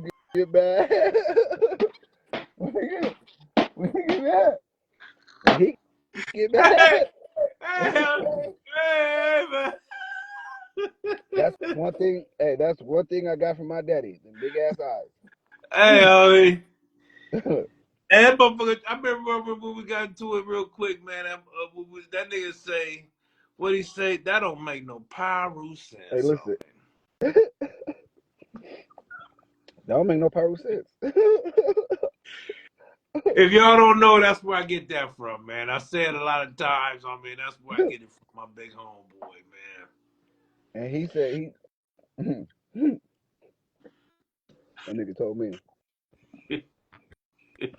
That nigga was 58 years old hitting licks. Nigga ain't coming up. Yeah, he was a cold nigga, man. No. The nigga told me, he like, that same stuff about the rent you just said. He's like, oh, man. You said rent, dude? You know what?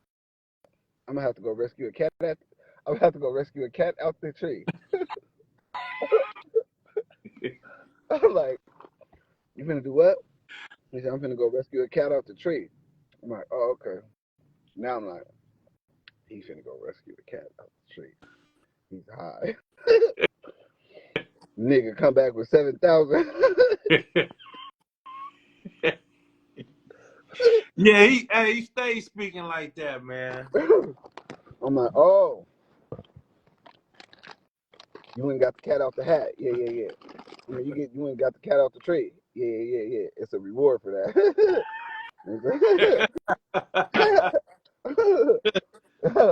You get a reward for doing shit like that. I'm like, oh, okay.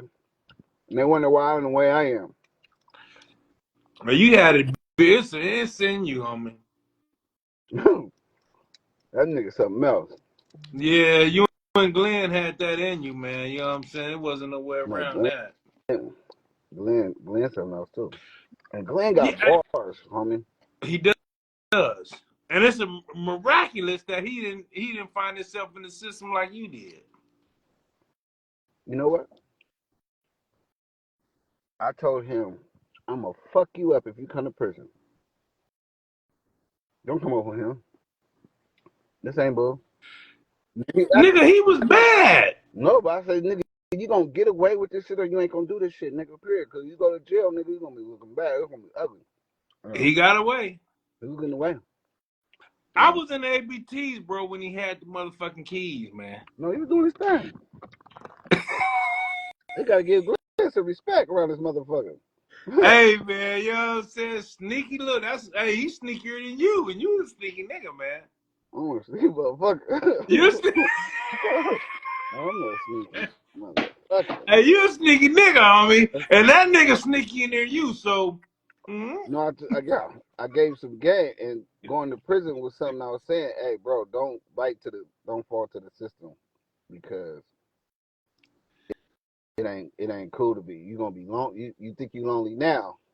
Wait till you go there. You really gonna be lonely. And Glenn didn't deserve to see the prison system because he was only one when my mama died. So he really got the worst case of the mama died, daddy gone. By the time you talk and walk and all this other stuff, all you know is the people that's around you. And then you find out later, like, oh, there's a such thing as mother and father, and who the fuck are they? Like, you know. So he didn't get no experience with engagement with moms that he could remember, or engagement with pops that he could remember from 85 to 94 with pops. He didn't see pops until 94. And then pops went back in the same year. So then when he see me, and then we undefeated in football and baseball, you know what I mean? It's like, oh yeah, so he ain't really seeing gangbanging from me because I'm keeping it away from him, playing him like he's with Granny and them. So like, you ain't ready to do this, nigga. You ain't ready for this. So, How many years younger is Glenn than you? From you? 6. He's 6 years younger than you? Yeah. Hell no. Yes. Man, I remember Glenn being there with you when I used to come over. He had to be right there. He was 6 years younger? I was daddy. Damn, bro. I thought he was a lot closer than that, man. I'm tripping there, because I thought he was a lot closer than that.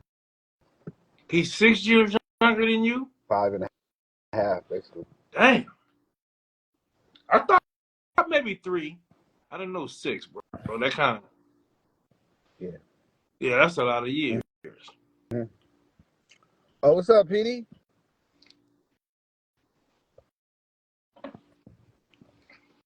Petey Roo on there. Who Petey Wee? That speed relative? That's the Carters? Yep. I've been knowing Petey for a long time. Hell yeah, that's the homie. Yeah, I'm just saying, I've been knowing him for a long time, though. You know what I'm saying? No, that's my brother. They family. So it's the Barbies, the Daniels, the Carters, the Rutledges, It's quite a few families in the set, man. No, I'm saying Shit. where they whole family, Right. Yeah. the whole goddamn family got I've been knowing killed. Petey big head ass for some years, man. You know what I'm saying? Shit. Lisa, cause that's Speedy relative. You know, Speedy and the Barbies and the Carters and the Barbies used to run together a lot. Sure. Yeah. And Edwards. Yeah. For sure. Edwards. That's who is that? That's Pooh, Rule, Shantae, I knew Edwards, you and was their gonna whole family. say that. I thought that's who that was. I thought CJ Bobo and them, big CJ Bobo and them. Yeah, I thought that's what you was gonna say. Rest in peace, CJ Bobo, man. Rest in peace, CJ Bobo. And Speedy did that on accident, didn't he? Yeah, I don't want to talk about that shit, but yeah, he was on narcotics, bro. You know what I mean? Yeah, that wasn't on purpose. Nah, he was on narcotics, man. He was on that Sherm and shit, man. And God willing, my brother, I've been, I stay praying about young Speed, man. That was my elementary friend. We've been friends since elementary, man. Shout out Joe Bodie. Is Joe Bodie out? Joe Bodie out, I believe. God bless Joe Bodie, man. That's my big homeboy, man. I've been around him for years. Big Ben. That's Big Ben. That's rest in peace, Big Ben.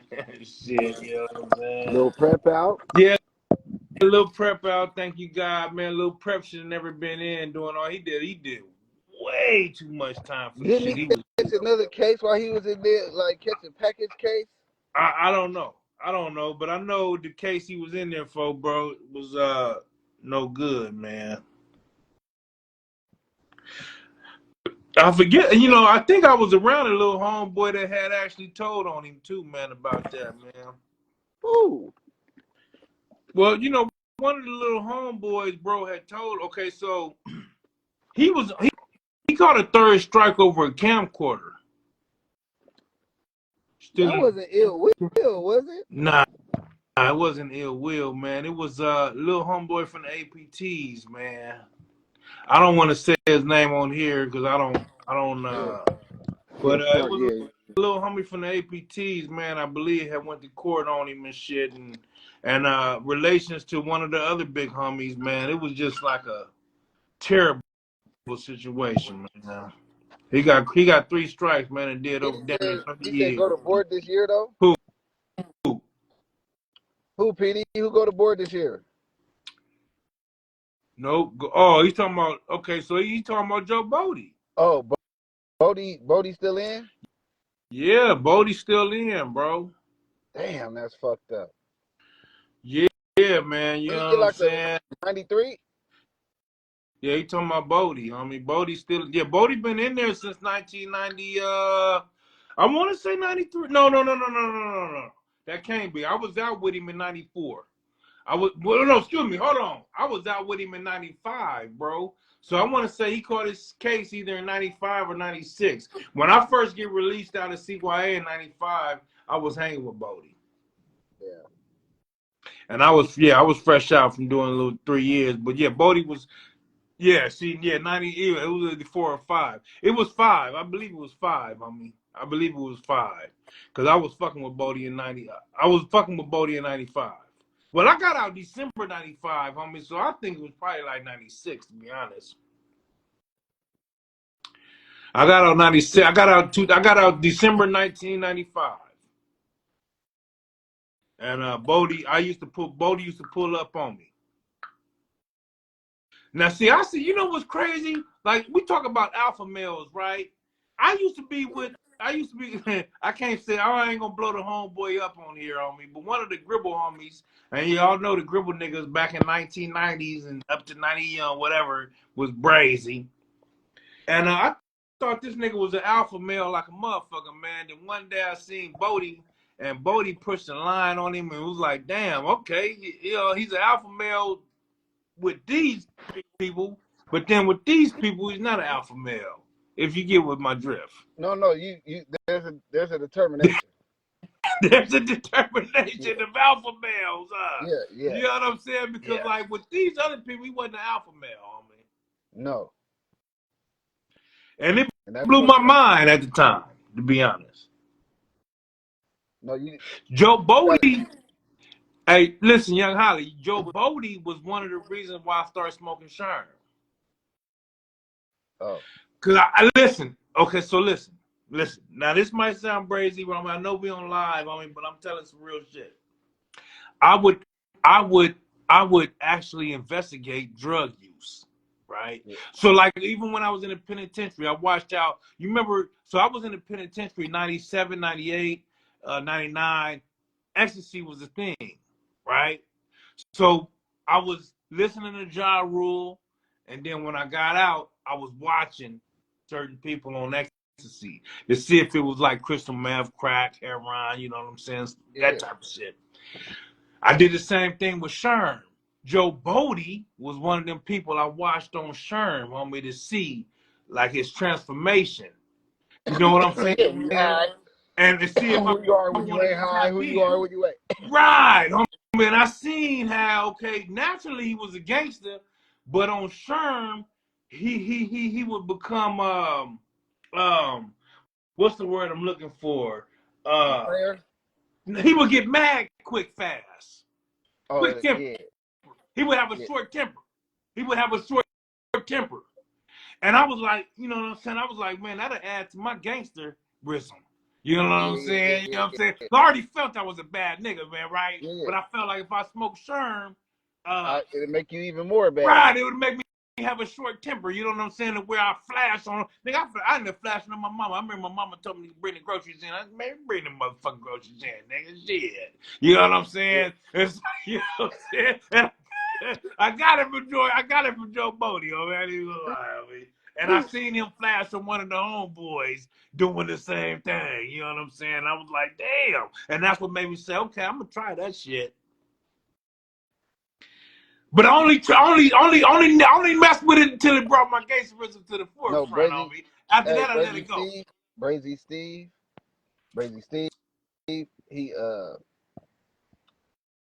He was wet, and I didn't know he was wet. And I used to be like, what's up with this nigga, man? So we hit the weed, and now he like he feeling it. You know what I mean? I'm like, why am I feeling the weed like this, nigga? Let me hit this shit again, nigga. I'm hitting it hard now. I'm extra high because I'm trying to hit it so I can start. You know what I mean? I'm looking at Brazy T like this nigga feeling now. It's not looking It's looking like he like fuck, bro.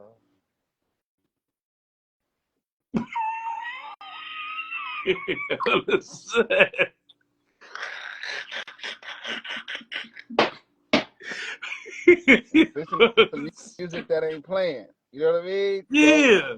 So I'm thinking it's the weed. I'm trying to hit this shit hard as motherfucker. Now I need to hear the music that ain't playing. I need to be like, high as a motherfucker. So then, Brazy Steve is a general from the set. He lived right across the street from some thugs. Right. Grandpa was the umpire of baseball Yeah, all the time gangster every folks. year. Right? Come on, homie. Randy Man coming through this motherfucker. All these niggas is over here. For sure. I'm down the street. That's right across the street from this action. You know what I'm saying? They right there training pigeons and pit bulls. It's gangster shit. Niggas pulling up at low riders, all kind of shit. He probably out the window like, I can't wait to go outside. You know what I'm talking about? He had twin sisters too, right?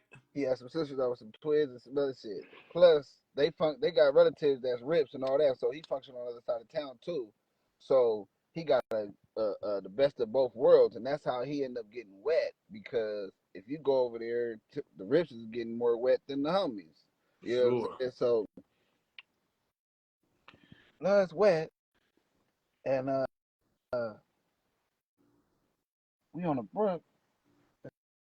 So he get pulled over, but I forget which homie it was, and they gonna have a separate conversation away from what we talk about. You know what I'm saying? And you know what I mean? I'm nosy as a motherfucker. Like, okay, what's going on here? need to see what's going on. Damn. So now after separation, I went to the house. He done went to the house. The set is still alive. You know what I mean? Nigga goes to the house, get on his bike, nigga go to the park, come back, nigga fuck around, hit payload. You go run into some gangster shit in between these times. You know what I'm saying? Hey, I need to go to payload, granny.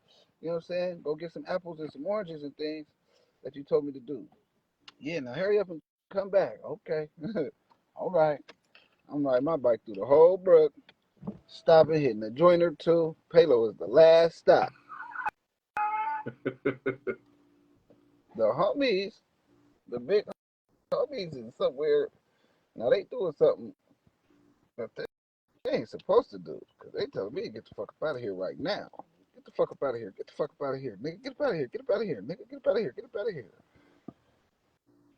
So I forget which homie it was who knew how to do a backflip over a trash can. Maybe in recipes, baby Bugs. I mean, Recipes Bugs Malone. too? Bugs Malone. I don't think Young Bug was doing backflips, blood. Who did the backflips over the damn? Who did the JoJo and Stevie did backflips real good. I don't think you're over talking about them either, though. But they used to do them hella good. They had to do somebody 1,000 who of them did a back to back. backflip over the silver trash can in the parking lot? Bricky Wild was good too. Bricky Wild was good too with that shit. Oh shit. But I don't. Definitely wasn't on records. Oh shit. Hey, no, That's look. you beating? Yeah, I turned my car on so I could roll up the window and the radio came on. Hey, make sure y'all tap in to check out the Kite by the Hooligans, man, on all platforms, man. That thing is knocking, man. Sending hundreds through the money counter, doing numbers like it's nothing. What you know about it? It's expensive in my city, I can't go without it. Getting paper is a must, so you know I'm styling. Having lunch on Coronado Island, and I'm smoking on these flowers, call them dandelions. I'm a tiger, but I'm rolling with a pack of lions. And we hunting on whatever we like. Don't even try it. On call with my personal pilot, book the trip to Dubai with my virtual wallet. I ain't worried about what you call it. They doing nothing. See, told you I called it. Wait, I ain't lying. They ain't talking about balling. They talking about me and all the banks that I walk in and all the cash that I leave with and how I trick it and spend it. Well, it's funny. Hey, you gotta upload it on me. I guess they all about spending. Whatever nigga willing and dealing, it's the hustle with me. Why your boyfriend wanna tussle with me? Cause he mad cause you fucking with me. Hold up. If getting to the money is wrong, I gotta do right. Right? And if you getting paper, put some paper out of spite. Right? Yeah. If you getting paper, burn some money out of spite. Now see, I heard this shit on this. Right.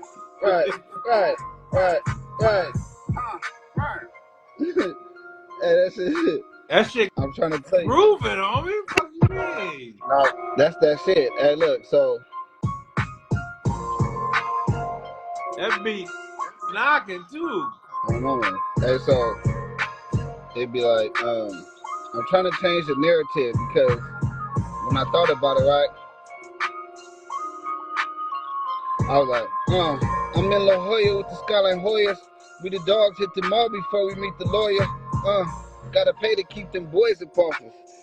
Like, hey, but look, so I'm changing the narrative on mixing gangster with having money, right? Because at the end of the day, when we get into an argument with a nigga about being from LA, they mad because our terrain is a little bit more beautiful and they stricken by poverty, right? And so when they hear our music and see our gangster, they mad that it's like Malibu gangster. You know what I mean? And that's how they kind of see us to the heart. You feel me? So they don't know about our struggle within this expensive ass city.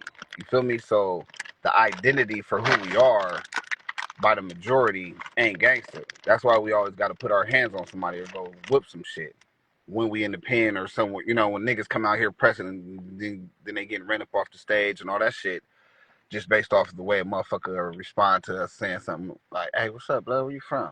And nigga like, immediately immediately we ready to tear his teeth out his mouth type shit. You know what I mean? Like, nigga, just like when we was up there, like, okay, you think that if once you think it say what it is, that has nothing to do with what's finna happen. You know what I'm saying? So we got to prove it so much that it becomes unnecessary to the actual um, goal is to get money and have money and keep it, right? Whether you gangster or not, it don't matter where you from. So that's why you hitting licks, pimping, selling dope, doing all that. So to maintain the amount of money to not have to punch in a 9 to 5. You get me? So you don't have to gang bang to feel the need to get some money. You feel me? And so in San Diego, the finest city in America, we stricken by Southeast to prove that we are equal or better to all the gangsters in the world, but then the majority rules. You get me? That small percentage don't rule over the stats for other cities that's all black people stricken by actual poverty and then there's no help. You feel me? But San Diego, it's a plethora of races in the community. It's just they don't know that San Diego is like Skyline is San Diego, California 92114. You know what I mean? So Lincoln and all that stuff, the Southeast is in actual San Diego zip code. You know, El Cajon, Spring Valley, Chula Vista, all that shit is actual outskirts of San Diego type thing. So city of San Diego and how it's looked upon by the world, ain't nobody believing. And there's, you know what I mean? There ain't enough black people in that inner, you know. And so when they go to San Diego, Coronado is way more expensive. You know, fucking La Jolla and Del Mar and all that shit. You feel me? So when they come to San Diego, they're not going to a 92114. They're going to Coronado. They're going to La Jolla. They're going here, Del Mar. They're going downtown. They're not, you know, so they're not going actually eastbound to the inner city. You know what I mean? They ain't really going there just based off of they ain't here for that. So unless you know somebody and that's what they bring you to, then you're gonna skip it. So I got LA homies that come down all the time and visit, but then when I go visit them, they on the beach, chilling, maxing and relaxing. You know what I mean? Who wants to be around bullets flying after I just left that? You know what I'm saying? So why would we compete with they gangster musically when in real life they still stricken by poverty and Watts and South Central and you know what I mean? We were just up there looking around like this is what it is and we expect it. You know what I mean? So if it ain't Hollywood or Calabasas or this and that, that's just like, you know, the inner cities of San Diego is so small, but Los Angeles, South Central, and all that competing with every fucking street in the world in those, you know what I mean? It's like it's a gang on every street, so there really is no compare. We'll get jumped on if all the gangs in San Diego came together and it was DAGO versus LA on gangs, and all their gangs came together versus the Crips and all the Bloods and Parus versus the Bloods out here came together, and it was a riot. We getting stomped out. You know what I mean? It's like that's just you know that's the numbers. 300. We 300. Actually, we the movie 300. You know what I mean? Like DAGO. We the movie 300. We gonna have to battle through a whole bunch of shit to win, but you still, you know, numbers will kill you every time. And that's why America win all the time with their armies and shit like that. So if we don't recognize that on the level of business and then say, you know what, let's respectfully manifest the bread and then eliminate the pimping and the gangster because the world away from gangbanging wants to live a life of luxury, not just gangbangers and shit. Now there's a authentication for who you are behind the microphone to say, you know, these niggas is broke. You know what I mean? And then it's like, I don't see how they can be broke if they live in San Diego. You know what I mean? That shit don't make no sense to me. Like these niggas, if you Google it, then you're like, no, these niggas can't be broke living out there if they still there. Hell yeah, this nigga got an S5. He's in San Diego. Why wouldn't he have an S500 rolling around in, you know what I mean, in San Diego? Why wouldn't you roll around luxury in San Diego Would you roll like that in Compton? Hell no. Would you roll like that in Detroit? Fuck no. Are you doing that right there in the boroughs? Hell no, nigga. You better take your ass to Calabasas somewhere with that shit, nigga. Beverly Hills, some motherfucker where. Go over there with that shit, nigga. Strip it out. Gangster or not. You know what I'm saying? And that nigga Will say, I'm kicking the chest in. Spartans. Right. Spartan. He want me to pull him on, bro. He want me to pull him on the show. Pull him on. While we chopping up. Yeah, he's on. I ain't fucking my shit up on no pothole. This is crazy. Here you go. Here go big head nigga right here. Hey, this nigga don't want to be a Jay-Z fan no more. I got to start with that. Right. Hey, blood, I always got to start with that, homie, because this nigga was trying to he was trying to, blood, you ever see Stockholm Syndrome or anything like that? You know, the prison, you know, where it was fucking, this is what this nigga was trying to do to Gangsta Boy, homie, with Jay-Z, homie. So anytime we on, I got to bring that shit up, blood, because this nigga was trying to really, like, fucking make that nigga shit come inside of my being, my fiber, blood. The Black Album, the motherfucking Blueprint, all this old shit. And he had the biggest goddamn radio in the whole fucking prison. And he used to make me write letters to this shit and all this shit on me. So I gotta get on him. I don't give a fuck, Will. Fuck all that shit on me. You trying to fuck me. Hey, YG. Hey, YG in the house. YG coming to San Diego tonight. Hey, why? Which one? The rapper nigga? Yeah. Shout out to YG. What's up, Will? It's your boy. Hey, what's up? Hey, fuck you, Rico.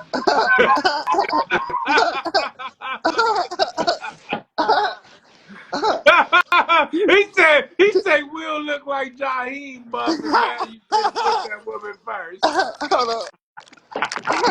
Man, you gotta read the comments in this shit, cause I was forgetting. Hey, don't read that nigga comment, Holly. Fuck that nigga.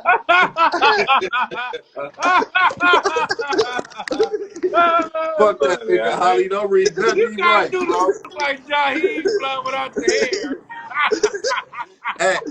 Hey, you know what? You know what? I know your ass better work out today, nigga. You look like you be having sandwiches under your pillow, man. Oh, shit. That's funny, homie. Hey. Why don't we do that? G-Boy been making that good money, and you can tell that nigga. The homies don't worry. The homies take no breaks. It's no days off with the homies. That nigga ain't never been that big, bro. This nigga was asking me who was wheezing the other day. It was him, nigga. He's the only one in the house walking around, nigga. That nigga's like, somebody in my house wheezing. Like, no, that's you. Who was that? Rico the Great? No, you, nigga, you, when you was wheezing. Fuck you, Will. That nigga, fuck you, homie. He trying to... Fuck you. Hey, I'm on FaceTime with this nigga, Holly. He walking through the house doing this, like, blood, I think somebody in here. I said, why you say that? He was like, nigga, somebody in here wheezing. This shit, nigga, that's you. What the fuck you looking around for? Hey, this nigga full of shit, he using that comedy shit on the case, homie. You full of shit, Will.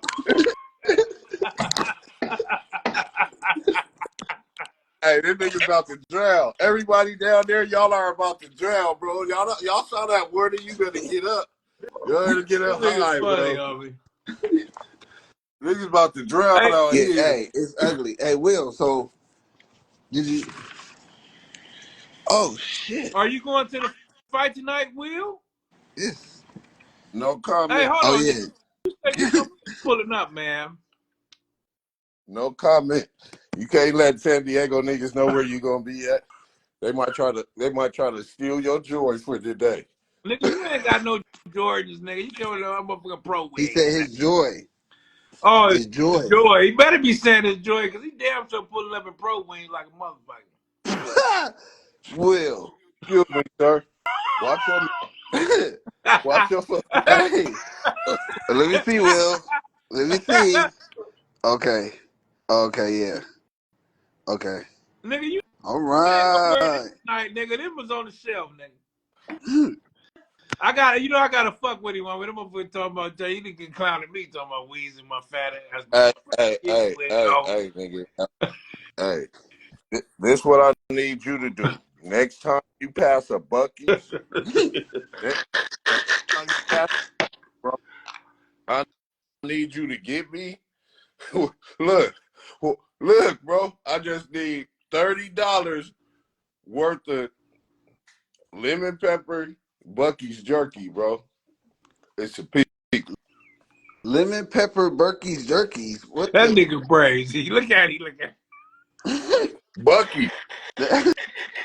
Hey, you know what I'm talking about? I know Bucky's, but I don't know the lemon pepper burger jerky and shit. That's No, they got lemon pepper it jerky, look nigga, good. and it's the best.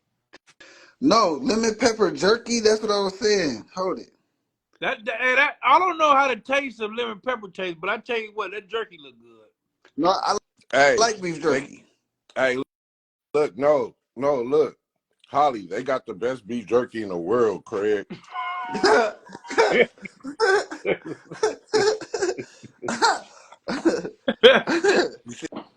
see how I'm Hey, here you looking at got it your imported from face? Oklahoma? No, that's just in Texas. Bucky's is in Texas, Mr. Wayne. Oh, it's in Texas? Yeah, I don't know that that's the only place, but they big in Texas. Man,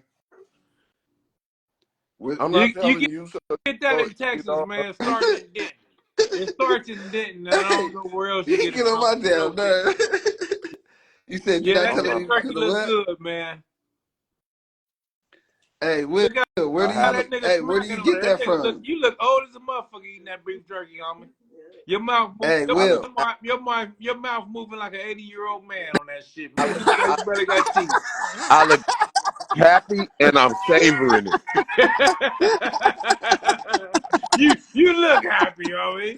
You look like a happy old man eating that goddamn jerky, homie. If you ain't never That's looked cool. your age, Wait a homie, when minute. you eat that jerky, you look your age, homie. Hey, listen, that nigga look like an old ass man eating that jerky, homie. God damn, He bro. said his mouth moving like an Hey, 80-year-old man. That nigga like he's I'm, 65 years old eating that damn jerky. hey, this how Will. much Naj love me. This how much G-Boy love me. I'm eating the beef jerky, and he getting a high blood pressure for it. Ain't that some shit? You can That get nigga high blood was pressure from like, beef oh, jerky? that They nigga say you look like like somebody this, country bro. ass uncle. That's what I'm saying. That nigga look like he old as a motherfucker eating that damn jerky, homie. No, How do it taste, homie? Let hey, me you tell it. get on Let my me tell fucking it. nerves. Look You at get that on my mouth, homie. damn nerves. Your damn motherfucking, your goddamn, what's this shit? Your chin, nigga, your chin going all the way up to your nose eating that goddamn jerky. Hey, why, why, Nigga, don't why look are at. you doing this? Why are you doing this? Why are you doing this? Why? And he don't give a shit. That That jerky nigga don't must give be a good, fuck. boy. If you don't knock it, Hey, y'all some haters. Leave us alone.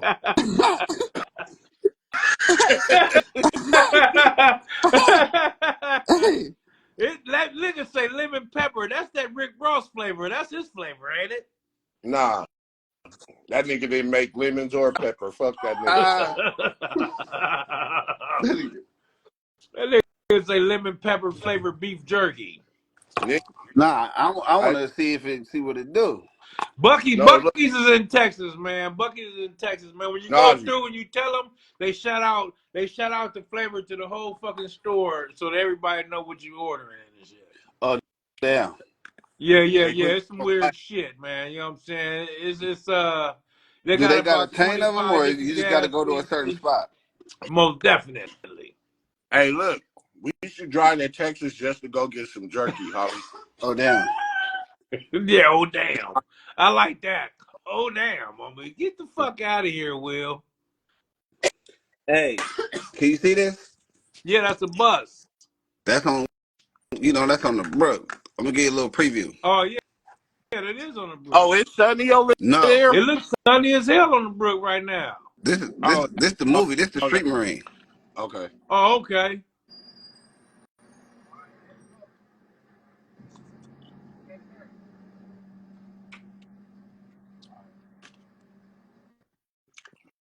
Nigga, I love Look this at shit. you, blood. You acting like you want to put a hole through that motherfucker and Come stick your on, dick in homie. it. Hey, Holly. No, After hey, we you gotta watch. You gotta. Will, I need you in the movie. Watch the movie, Will, while you eat your goddamn beef jerky you want to stick your dick in. I'll fuck I the shit out this jerky, see, man. you look like you're in love with it for real. Love it. I love it. I'm watching the movie, Mr. Wayne. No, he's not. He's judging me. I'm damn sure judging you, homie. Ain't no doubt about that shit. I'm watching the movie, homie. She Can you got see some hot it? Cheetos. Can you see it? Yeah, I see her. Who is Oh, she? my bad. My bad. I see. Yeah. It was flipped. Okay. Hey, Keith, you know what I'm not doing? You know what I'm not doing in the movie? Sharing on the jerky with your ass. Hey, You want- he doing too much with that jerky, ain't he? What an MB Queez? He doing too much. RNB Queez. He doing too much with that jerky. That's what I'm saying. Yeah, tear it off. I see. Okay, she had to. She get okay. What she? Okay, I'm watching, bro. I'm on it. We inside I. Moonlight. Oh, I know. I pulled up and went through there, man. They showed me a gang of love. As they They went and got should. me some Hennessy out the freezer, nigga. Yeah, tear it off. Yeah, we still here misbehaving. We having fun, baby girl. You see, Mr. Steel. What is it? Steel Will. Oh Whatever the shit. fuck. He's tearing this goddamn shit up, eating it like it's something else. Look at him. Look at his whole face. His whole face is happy eating this Now shit. look, this.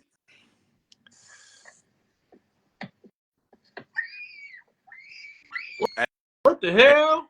Hold on. That don't go on the brook, do it? Right? Damn. And they gone. That whole look. What the fuck going on? Shit. They Hey, kidnapped her?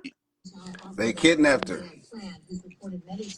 And who is this doing push-ups? You, Mr. Wayne? Yeah, I that's see me. you had the diamond shape on your goddamn. Yeah, you Yeah, doing a diamond that's shape me. push-up. Look at this nigga here. hey, this nigga just wanted to show his Yeah, back, look at this nigga. nigga right here, homie. Check him He just out, wanted to boy. show. Hey, this nigga This wanted to nigga show his crazy than a workout and show his back off, nigga. Nigga talking about his backpacks. Look at this nigga here, homie. He gotta show us some flex. Look, blood, goddamn, homie. Your back look ripped up like a motherfucker. I need to be a real one in my life. Now I got me a man with all type of good passion, baby. Hello. Yeah, we could just keep it simple. I like long romantic walks through the set, love.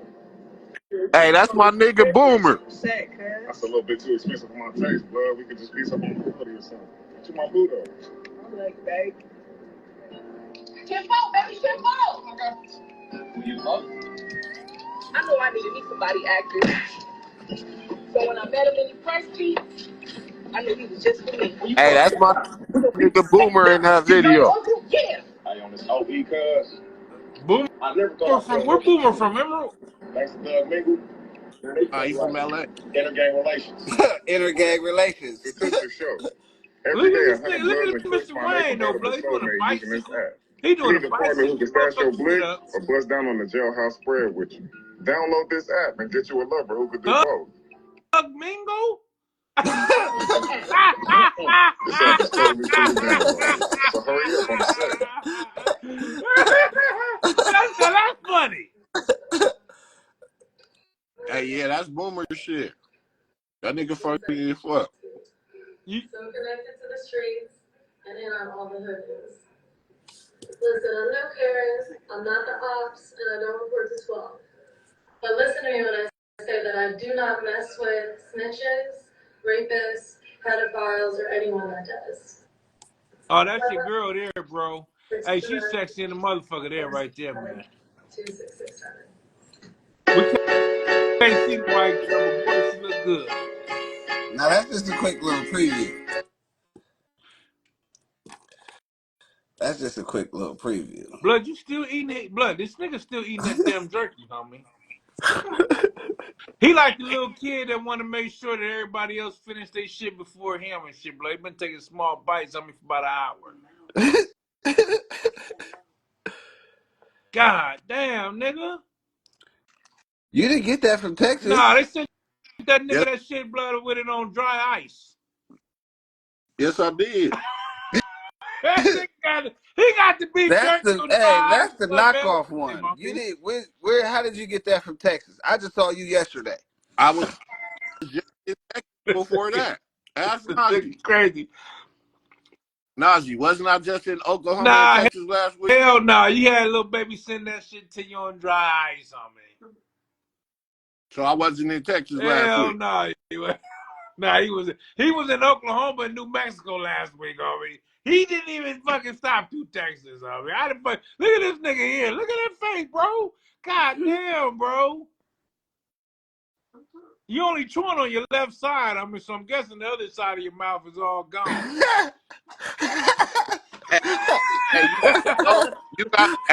You gotta know where your specific taste buds is.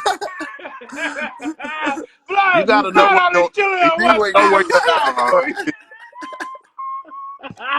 you gotta know. Hey, you gotta know what side your taste buds for what foods is on. That's what I'm saying. You just out here getting fat. You don't even know what you getting fat for. You know what I mean? You just out here eating. You don't even know how to eat. Hey, Will, you already chewing on one side of your fucking mouth, homie. We already know the other side gone like a motherfucker, homie. Side, right side. Google it. Google it. All that nigga taste buds on one side of his mouth, homie. Hey, the side is on the left side, the side on the right. Google it. Will, goddamn, bro, you killing me, oh, you killing me.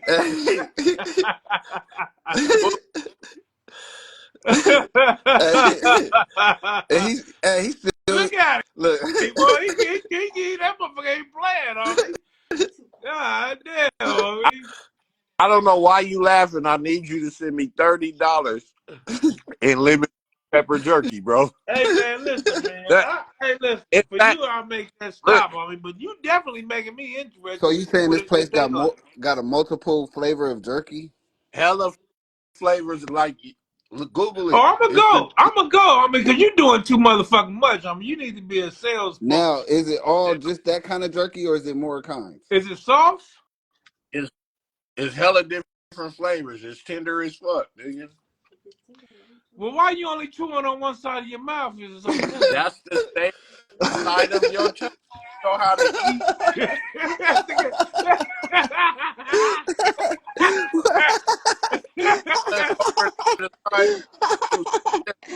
I'm a food connoisseur. You know what I mean? You just be eating. You know what I mean? You just try to get full. I'm trying to enjoy my food. Why you only? Wait a minute. I think he's asking a sincere question. I told him. Hey, he said it's tender, right? Listen, hey, Mr. Will, if it's that tender, homie, you can chew on the side of your mouth with no teeth, homie. No, but listen. Why? Because I'm trying to catch you every time I look. Hey, listen. If you Google it, your tongue tastes shit on different sides of your tongue. Your tongue like taste that shit better. That's why they say your palate, nigga. You got different parts of your tongue. So you different parts of your we gotta find out the side of our mouth. I want to ask you a question. Buds better. Hey, Will, I'm asking you a question now that we're talking about the palates. You said on this side of the mouth you might taste something better than that side of the mouth. Yeah, right.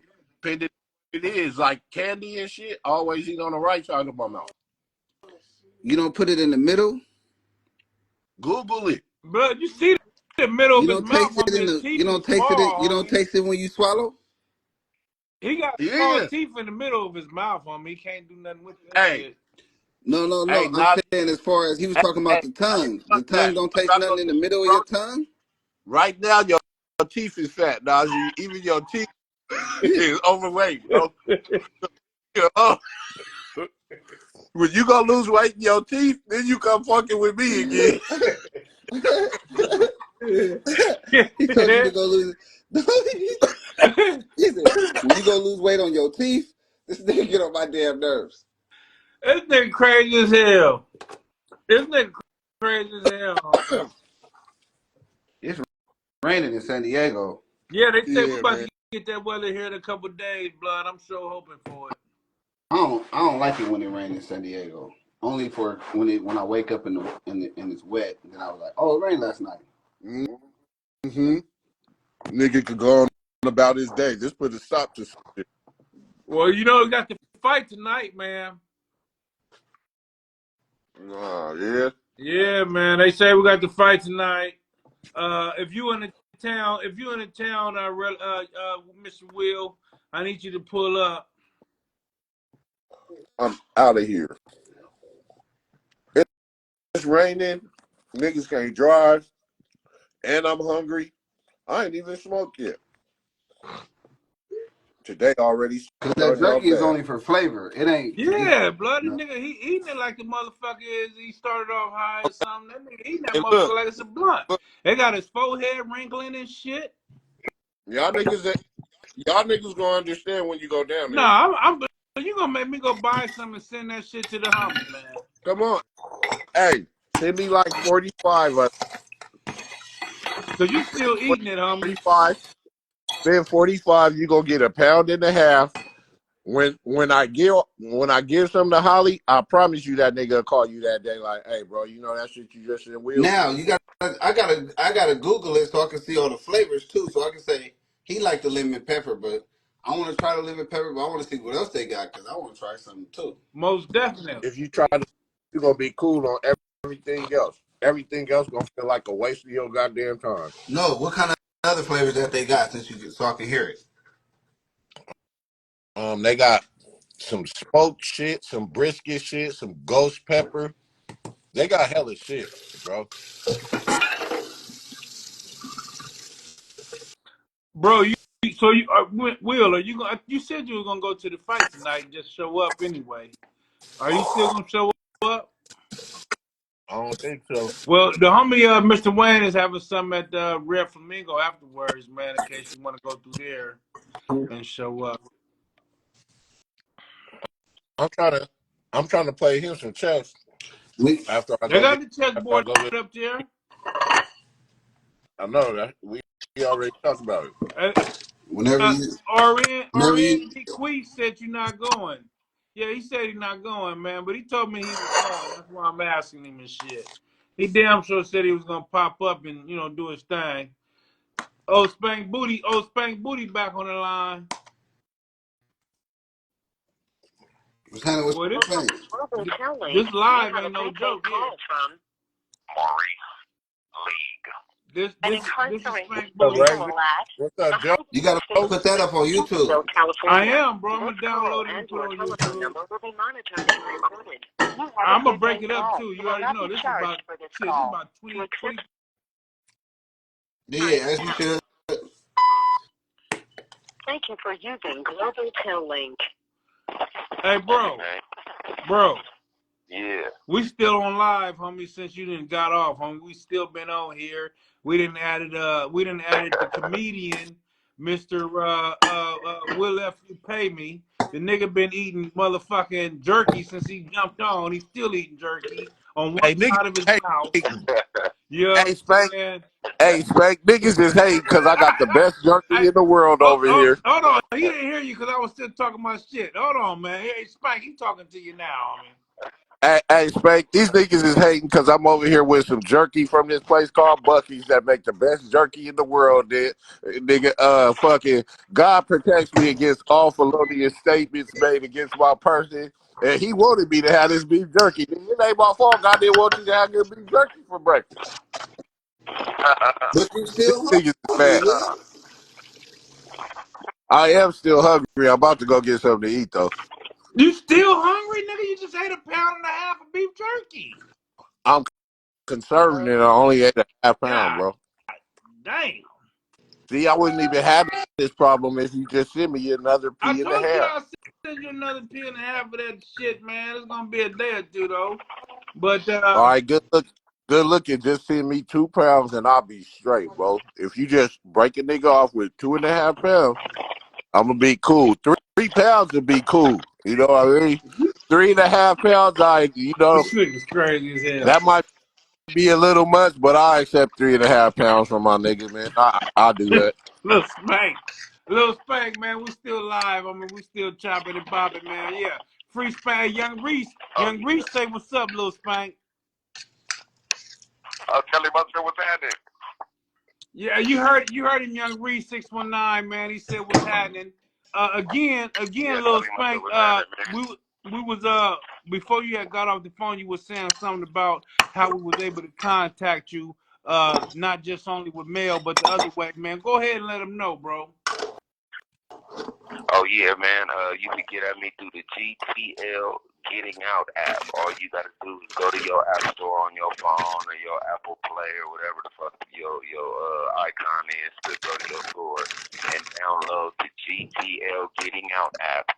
And it's gonna ask you what institution. Y'all know I'm in High Desert, and it's gonna ask you for my inmate ID number, which is J59282. My name Maurice Lee, man. Tap in, man. You know what I'm saying? I need me a young lady in my life, man. Go and tap in. You know what I'm saying? Let's put a plan together. You dig? Yeah, that for sure.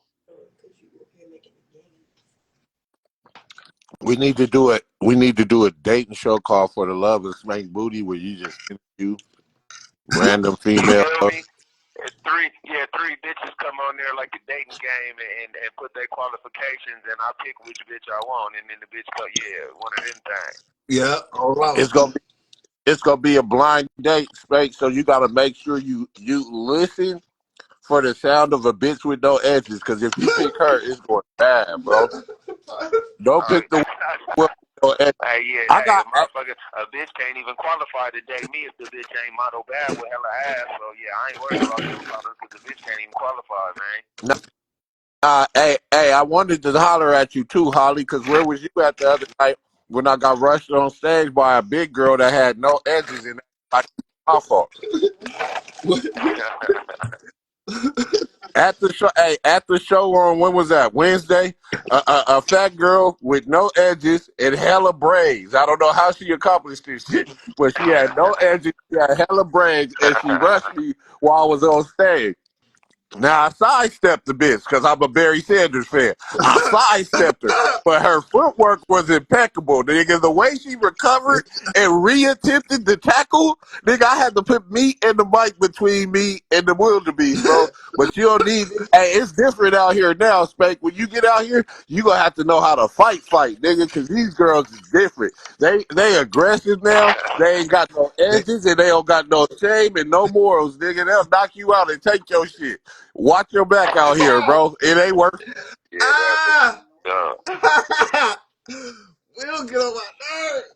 It's they'll knock you back. They'll knock you out and take your He said shit, they bro. mad because they ain't got no edges. Work out for real. Fuck working out for these niggas. These females is stronger than half of the niggas out here now. Yeah.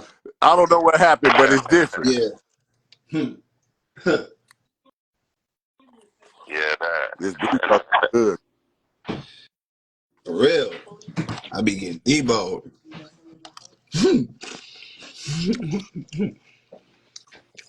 They out here different. Hey, Hey, Spank, no, this is speaking what of I want that, to ask you. So the pre-release programs, it's like, do they keep y'all like on lockdown just for any little thing for like 6 or 8 months still? Like, Nah, hell nah.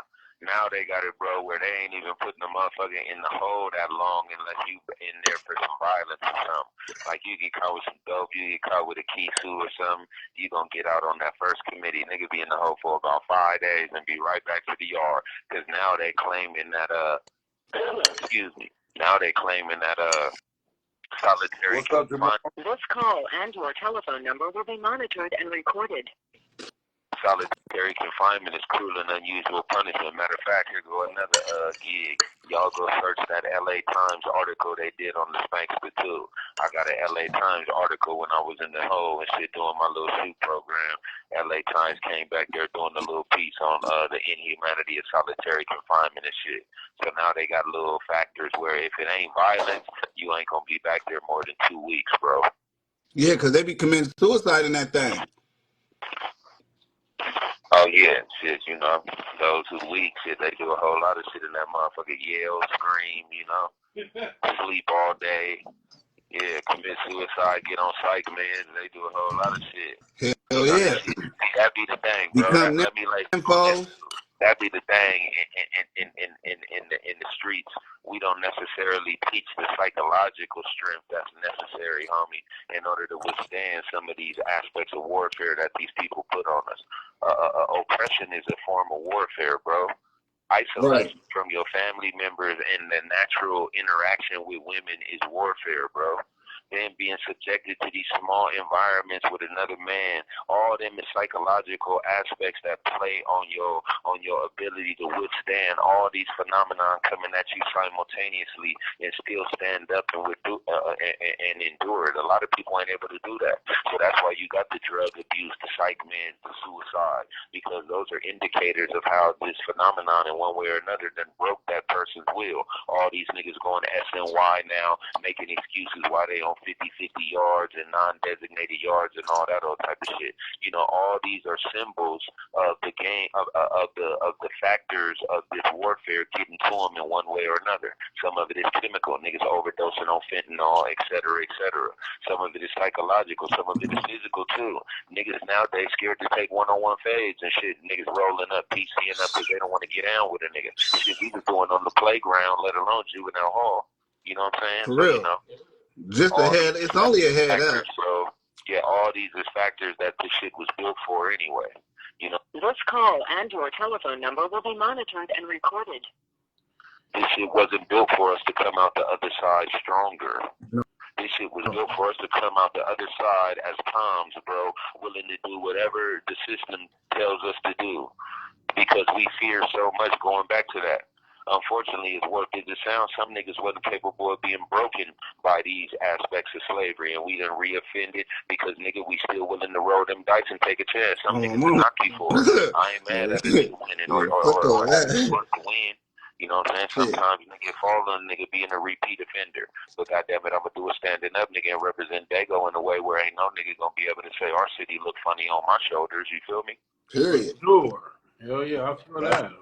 Yeah, real talk. Yeah, real talk. I'm glad you tapped in about that 50-50. I'm glad you said something because I just did an interview with Bezo, and you know he didn't feel that when homies fall on 50-50 yards, just, you know what I'm saying, it doesn't do nothing to their character. How do you feel in response to a person, you know, points dropping and going to a 50-50? Well, shout out to Bezo, that's my brother. You know what I'm saying, and you know we both kings, so we entitled to our opinion. You know, to our own opinions, and I respect his, although I disagree personally. You know, and again, homie, you know, I ain't mad at a motherfucker getting out the way. If that's what you want to do in order to go home, then man, by all means. Me personally, if Mexicans, that's Mexican Mafia and Aryan Brotherhoods and motherfuckers that's made men in our line of work, which is this convict shit, can't go to them yards, I'm not going. Period. Now, but now he so he said that, you know, your points drop, bro. You really don't have no. Either you got to go put in work to catch a 115, or your points drop and you don't have no say so in regards to where you land. Well, no, you do, because Now what you have to understand is this, and let me refute this motherfucking propaganda as well. Bro, CDC is liable for your safety when you are in their custody. Let me repeat that. CDC is liable for your safety when you are in their custody, bro. These motherfuckers can't put you somewhere where your safety gonna be in jeopardy, homie, without you agreeing to go in that area. So trust and believe. Niggas that go to them yards where niggas is SNY and 50-50, you have to agree to go to that yard and program regardless of who is there, and that agreement comes along with a signed contract, bro. So you got a choice. They can't force you to go nowhere, because if you get over there and you bust a snitch in his head and kill him, they gonna be liable. Why was this dude over here anyway? He's a whoopity wah wah. Yeah, you gotta sign the paper and agree to go over there, homie. Now, for those who choose to, listen to this. For those who choose to, I'm going to let a nigga be him. I want you to be authentically you. I'd rather you be a real nigga and I don't like you than you be a fake nigga and I like you up under false pretenses and then come to find out you a fake nigga later. So I'd rather you be 100% you. If that's what you can wake up every day and look in the mirror and do, because there's a lot of niggas on the straight out SNY yard that got more followers than me right now on Instagram, on Bloods. Well, yeah, for sure, without a shadow of a doubt. So I'm just saying, the public really don't care, Najee. They don't care. This nigga Tekashi 6ix9ine could drop an album right now and go 1 million views. Bro, that nigga, I can't really look at that nigga because it's been snitches like my mama say since Jesus' time. But what really trips me out is there's 1 million motherfuckers, blood, that's interested in what a snitch gotta say, blood. Yeah. That's more amazing to me. That's what's more amazing to me. Because in my time, blood, I can tell you right now, any nigga got a diss song on my bro, I ain't never listened to it, blood. Yeah. There's nothing, blood, to say about my bro that I want to hear. I'm just that sincere. Now, if you take that to a violation of the game like a rat, blood, there's nothing a rat got to say, blood, that I'm interested in hearing. Blood will never get my watch, my view. For sure. But there's millions of motherfuckers who, in this day and age, where these motherfuckers act like they so gangster and anti-rat and stick to the script and all this old shit, this gang and all that shit, but there's over millions of motherfuckers who are interested in what documented snitches got to say, blood. That's more amazing to me than anything. That's a fact. I agree with you on that, bro. You know? But now back to what with the you know, whatever decision a man make, bro, as long as he can look himself in the mirror and deal with that. Me personally, bro, I'm not gonna do it, bro. There's nothing that'll make me. To me, that's a blemish on my character. Going around 50-50 yards, turning down fades, just doing certain shit, bro, it's still not boo. For sure. Yeah, I'm not subscribing to it. Yeah, I'm not subscribing it won't ever be boo. And the whole point is yeah, never. It'll never be boo. I'm just saying it's like extra explanation. It's not bull. No, with your my documentation, blood, and after that, it's all thumbs up. If I gotta come with an extra explanation about why I was where I was at, oh yeah, blood, it ain't bull. No, I'm saying. I'm saying on the behalf. For real. You know what I mean? Straight up. I'm saying on the behalf of. Yeah, I mean, I want to go home too. Don't think that I'm any sincere about going home, blood. I'm just not willing to do anything it takes to go home, though, G. And I'm going to say that emphatically. I'm not willing to do anything just to go home, bro. You have 60 seconds remaining. Yeah, damn, that 15 minutes went fast, man. Shit. Didn't it? Sped it up. That nigga was spitting some real. They don't want to. It's not fun. Going in earlier, though, talking about the bitch with the edges and the million braids. He a fool for that. Hey, but look, Spank. Okay, so listen. My boy was saying that it's a difference between the 50-50 and the PC yard. Yeah. It's the difference between 50-50 and the SNY, I believe. Yeah, you know what? Yeah, you know what the difference is. What? You know what the difference is. On the straight PC yard, 100% of the niggas is SNY. On the 50-50 yard, 50% of them is coming from what they used to be. I need his email. Integrating, and the other 50% is coming from the SNY. Yeah. This yard that's not name, date of birth, email, phone number. Is 50% niggas that came from the GP yard. You send me his name and date of birth. Now I need his email and phone number to send over. I got you. Yeah, I got you. 50% him and 50%. I'm about to get it right now. Call right back. All right. Hey, he gonna call right back, my Zooligans, man. We tapping in with High Desert, my motherfucking homeboy, my friend, man. I've been knowing since a kid, man. Mr. Lil Spank. Not to get confused with Big Spank. Big Spank was it is a cool dude. But this is the one that, highly involved with gang politics, man, I should say. Even though Big Spank is a good nigga, man. Real quick, man. Big Spank, when I was in Ironwood, man, would bring my girl up there to bring that sack to me, man, in Ironwood. This is Global Tellink. You have a prepaid call. And as his Sally, I appreciate that shit. You know what I mean? As his Sally, I am gratefully indebted to that man. You have a prepaid I call. appreciate that man. You and me both. All Yeah. Yeah, you back on. Back on. We still on. We didn't add it. Like I didn't tell you. I had to get up and go to the bathroom real quick, little Spank. But Will F You Pay Me, the comedian Will F You Pay Me, is on here as well now. Oh no. Okay, yeah, all the time. I told you getting old. You forgot. We just had a whole conversation when I was telling him about the bitch with no edges rushing me on stage, and he need to be ready for combat out here, man. Yeah. Okay, yeah. He was already on here.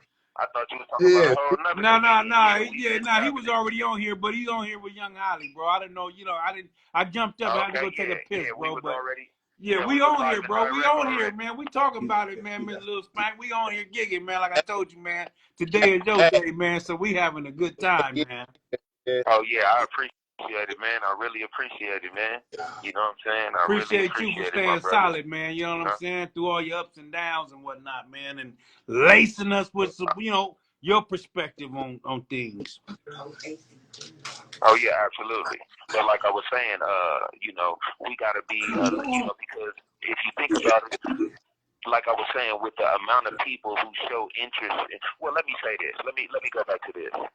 Now, y'all pay attention because this is very sincere. We always pass our lives after these Italian gangsters. John Gotti, niggas got names like Gotti and things of that nature, and I could dig it because it comes along with a certain character representation that comes along with that name, Capone, all these things. So let me lay you on this. Back in the days, bro, when Carlo Gambino was running the Mafia family, the Gambino family, it wasn't even believed that it was a real mafia. You know why? Because them motherfuckers were so secretive in understanding first that there was such a small percentage of the population that was really capable of dealing with what it took to be a mob motherfucker that it wasn't no reason to put it out there because half the rest of the people couldn't even relate. The majority of the population couldn't relate. Now dig that. Just think on that for a minute.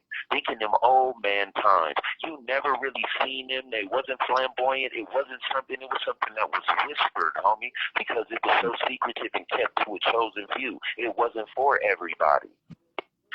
This call and your telephone number will be monitored and recorded. And we talking about Carlo Gambino and them was active. Don't quote me, but I know goddamn well the 60s and 70s. Mm-hmm. Now let's look at John Gotti reign. John Gotti was the flip side of that flamboyant, in your face. He was the motherfucking epitome of the podcast nigga today. No pun intended, my nigga Nas, not you, but I'm talking about these niggas who put the game out there with no respect and just broadcast it to everybody, even to the ears that it's not meant for, because they're of the percentage who can't relate, bro. Facts. And look how long John got. Look how with that exposure, look how short John Gotti's reign was, and it fucked up the whole family. My nigga, it's certain shit that we don't need to discuss on here. And at the same time, based on the fact that we respect the game enough to fuck likes, we still ain't gonna discuss it, bro. The fact that you from Skyline, I'm from Emerald Hills, the next homie might be from here, there, or where. We can't allow that to prevent us from bonding together as real niggas because we getting into the extinct breed, bro. Facts. We getting into that extinct breed, bro. We need to start banding together. It's young homies around here, bro, 23, 22 years old. That's babies, bro, that think they got this shit figured out and don't know nothing, bro. Facts. We got to start representing and thinking about these children. Fuck these old rusty niggas like you and me, because if a nigga at our age and he ain't figured it out yet, then he's not really worth our motherfucker. If it's between him and a youth that ain't got their conditioned mind yet and still got years to mature, then I'm going to go with the youth, bro. I'm going to go with the latter. You feel what I'm saying? Yeah. We got to start putting interest into these youngsters, bro. I'm from a different era, bro. I'm from an era when it was problems with the Skyline homies, gangster folk, and them will pull up. Or niggas will have a way, we'll find out what's happening, blood, and on some gangster shit, it'll be dealt with accordingly, blood. All this other funny shit, blood, niggas don't even know how to be bloods no more, blood. Niggas know how to be from their street or from their little clique. They don't really have love for the collective no more, blood. That's alien to me. I don't understand that, blood. Yeah, that's facts. That shit weird, homie. But then when a nigga want to press a New York homie and have the audacity to convict the New York homie or an Alabama homie or something, talking about they whooping ain't authentic, not because of how they conducting themselves, but because they ain't came out here to what's essentially how I just described it now. We might as well say California, the savage land, blood, because we hate homies more than anything, blood. That's crazy. That's facts, homie. Yeah, I agree with you on that. Hey, I don't advocate that shit, G. Yeah, I don't need it, man. I advocate love. Fear, point blank. Especially of us in our kind. You know what I'm saying? Yeah. You feel And there's no busters allowed. And I'm not saying this either, Gangsta Boy, to exclude the Keyway brothers, because that's the next step. But in order for us to get and venture out further and further, we got to work on our collective first and get the mechanisms and the love and the cultivation within our own household first before we can start worrying about our distant cousins' household. But they are on the agenda. You see what I'm saying? Because like I said, blood, just history-wise, we got to refute these motherfucking, we got to refute these stereotypes. And like I always say to the Crips, well, how can the Bloods be the Crips' mortal enemy when DAMU wasn't even around when Raymond Washington and them formed the Crips? Right. So intrinsically, which meaning within the fabric of their very being, how can the DAMU be the sworn enemy of the Keyway when the DAMU wasn't even around for the Keyway to hate when Raymond Washington and them formed the Cribs? That's stereotype. Mm-hmm. Just like the DAMUs was created because the big homie in them was like, man, we don't want to be with Tookie and them. Mm-hmm. We don't want to do that. You feel me? Mm-hmm. You know what I'm saying? Mm-hmm. This DAMUism was born in resistance, blood, to being pressed on by a nigga or forced to do something that, blood, that's the history that we come from, and again, a prideful history, but it wasn't necessarily about a class. It was just about, bro, we respect what y'all got going on, but we don't want to be a part of that. Y'all go on your way and let us do what we do in our community. Mm-hmm. So when I think about DAMUing and cripping, I think about the community vanguard. You're supposed to be doing that, because if you grew up in your community where your grandma and your children shop, you should want to make sure that there's a military branch that's going to guard that against any intruders that come to do ill will amongst your people, your loved ones that frequent this general area. Now, if brothers want to come and contribute to the economy, whether it be illegal economy or that same store that funds your grandma and them, and he do it in a harmonious way, then by all means, it's up to y'all discretion whether you decide to allow that brother to come up in there or not. It don't have to be an animosity thing. This is all I'm trying to say, because it ain't nothing wrong with a motherfucker representing his community, bro. It's just whether he's antagonistic to the next brother doing the same thing for the wrong principles, homie. You see what I'm saying? Yeah. Come on, bro. That's what I be on. I feel that, bro. That's what I be on. Yeah, I feel that, homie. Yeah, that's for sure. For sure. My thing is and to go back to what you was What's up, Parrish? Go ahead. So like one of my things is, bro, like I told this, I asked Mr. Bezo about this as well, man. One of my things is, you know, I think the penitentiary, bro, has a lot of influence when it comes to the streets, because if the penitentiary push a certain kind of line, then the street's gonna have to follow it. And one of those lines I was saying was like how, you know, how the Mexican mafia, I mean, if you come up in there, man, and you didn't, the Serrano, let's say the Serranos, man, you didn't knocked off a Serrano and you didn't have authentication to do so, you know what I'm saying? It's like a rapist. right? You gonna have consequences and repercussions, and so because we don't have nothing like that in place, is why our deals keep continuing on. Right. Do you get what I'm And saying? it's because I believe, absolutely I do, but it's because I believe that, with that rebellious nature again, blacks aren't willing to be subjected to one rule. There's various different factions, like I was saying again at the outset of our conversation, with these different regions and things that complicate it, because you always got those that feel like I'm from over here, can't just know one within their structure. They don't do that. One person can speak for them, or a committee of people that they've assigned can in fact make one call. So all you have to do is speak to one person in order for them to be effective, and they move in accord like one motion. Whereas within our demographic of Africans, there's so many different factions and regions, can't just one person make a call, because it's always a Paru or a Hoover or a neighborhood that's like, that nigga can't speak for us, or a Bay Area, but you dig what I'm saying? Yeah. So that's why it's a lot more complicated, because within the black demographic, it's so vast. There's so many different tribes, let's say, that just can't one president speak for us. Where within them, guess what they align under that only requires one voice? That motherfucking Rasa. Right. That Mexican heritage. That's what linked him. See, we disassociated ourselves with Africanism. But even in Africa, all Africans don't go under one banner as Africans. That's something that we've subscribed to within the diaspora. They're either, I'm a Nigerian, or I'm from Congo, or you dig what I'm saying? They're more on the ethnic tip, just like we is in the urban demographics in California. But with the Hispanics, especially in America, in the penitentiary, they're able to align up under their Hispanic, their Mexican heritage. And that's the one thing that allows that one voice to resonate within all their minds. Within blacks, there's so much separation, homie. It's hard for us to gather that voice. But now this is what brings the next link to our conversation, from where you were trying to articulate to me that what I was espousing about the revolutionary movement was of an ancient context.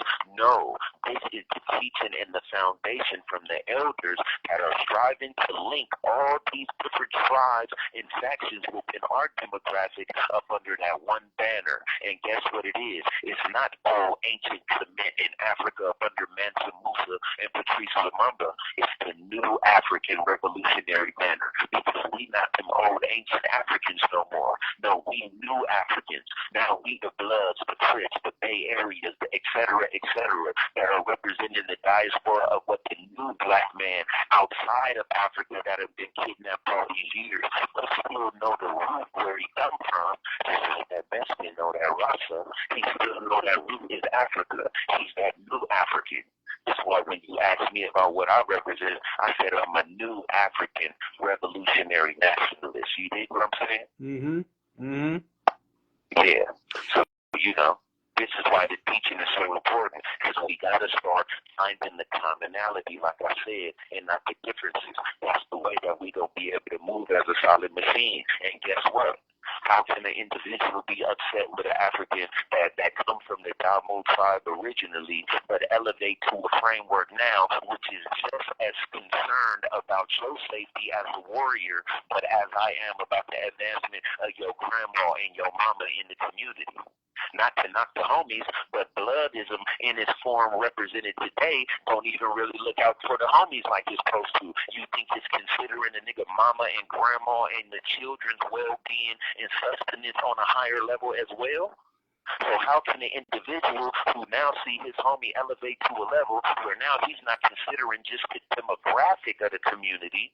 This call and your telephone number will be monitored and recorded.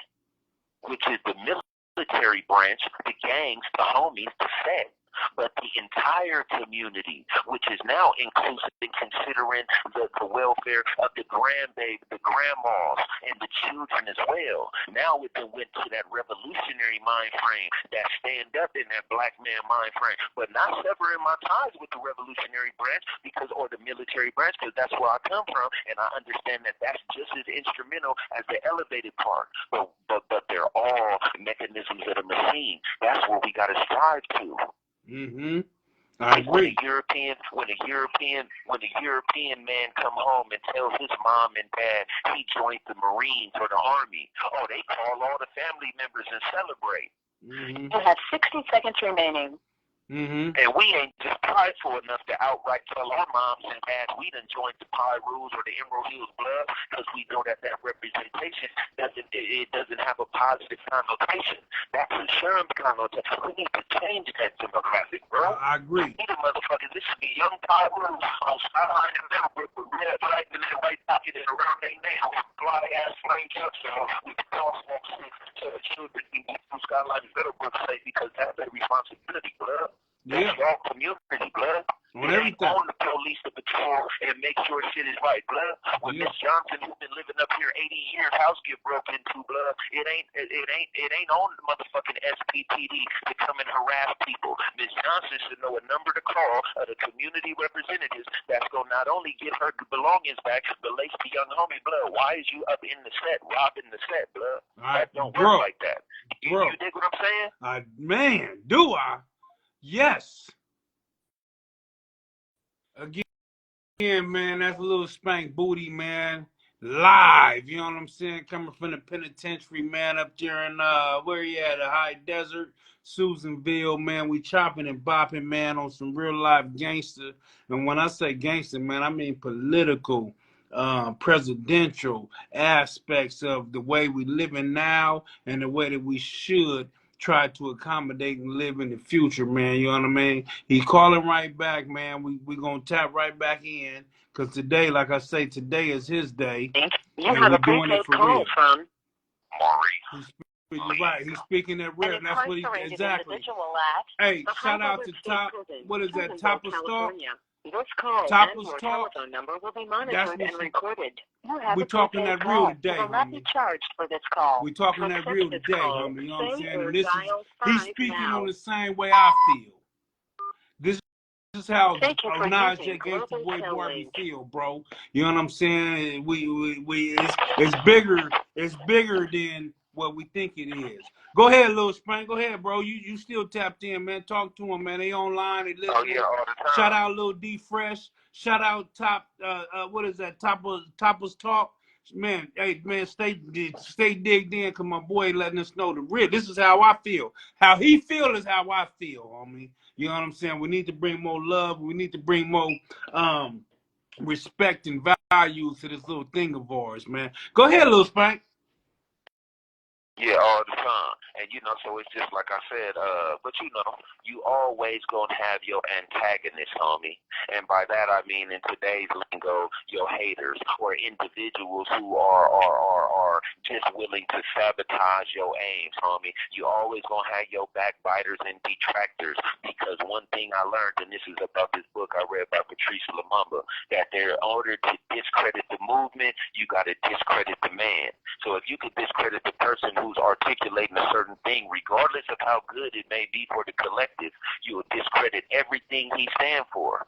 So now when you take into consideration, like you were saying, these different caricatures that individuals put up and how they've been manipulated and doctored. Remember you was asking me about that earlier when you talk about the little video that the propaganda individuals put out. Now you start to see, damn, this is some more funny game related. Ain't nothing I'm talking about when I'm bringing up a nigga on some gangster charges worthy of no motherfucking caricatures and shit, G. This shit is sincere shit that niggas been died for and got life sentences for, and some homies, well, now they getting condemned brothers above death row, but that individuals that really put blood, sweat, and years in. Ain't nothing funny, mimicky entertainment about none of this shit, bro. This shit's sincere, homie. Now, if you trying to get a laugh about a motherfucker, then we gonna call the young African that you just had on the show, and we gonna allow him to exercise his level of expertise in the comedic field. But when it comes to the rules and regulations of this gangster shit, and young impressionable homies is listening, and like I said, with the stages of bastardization, they don't have no real fathers at home.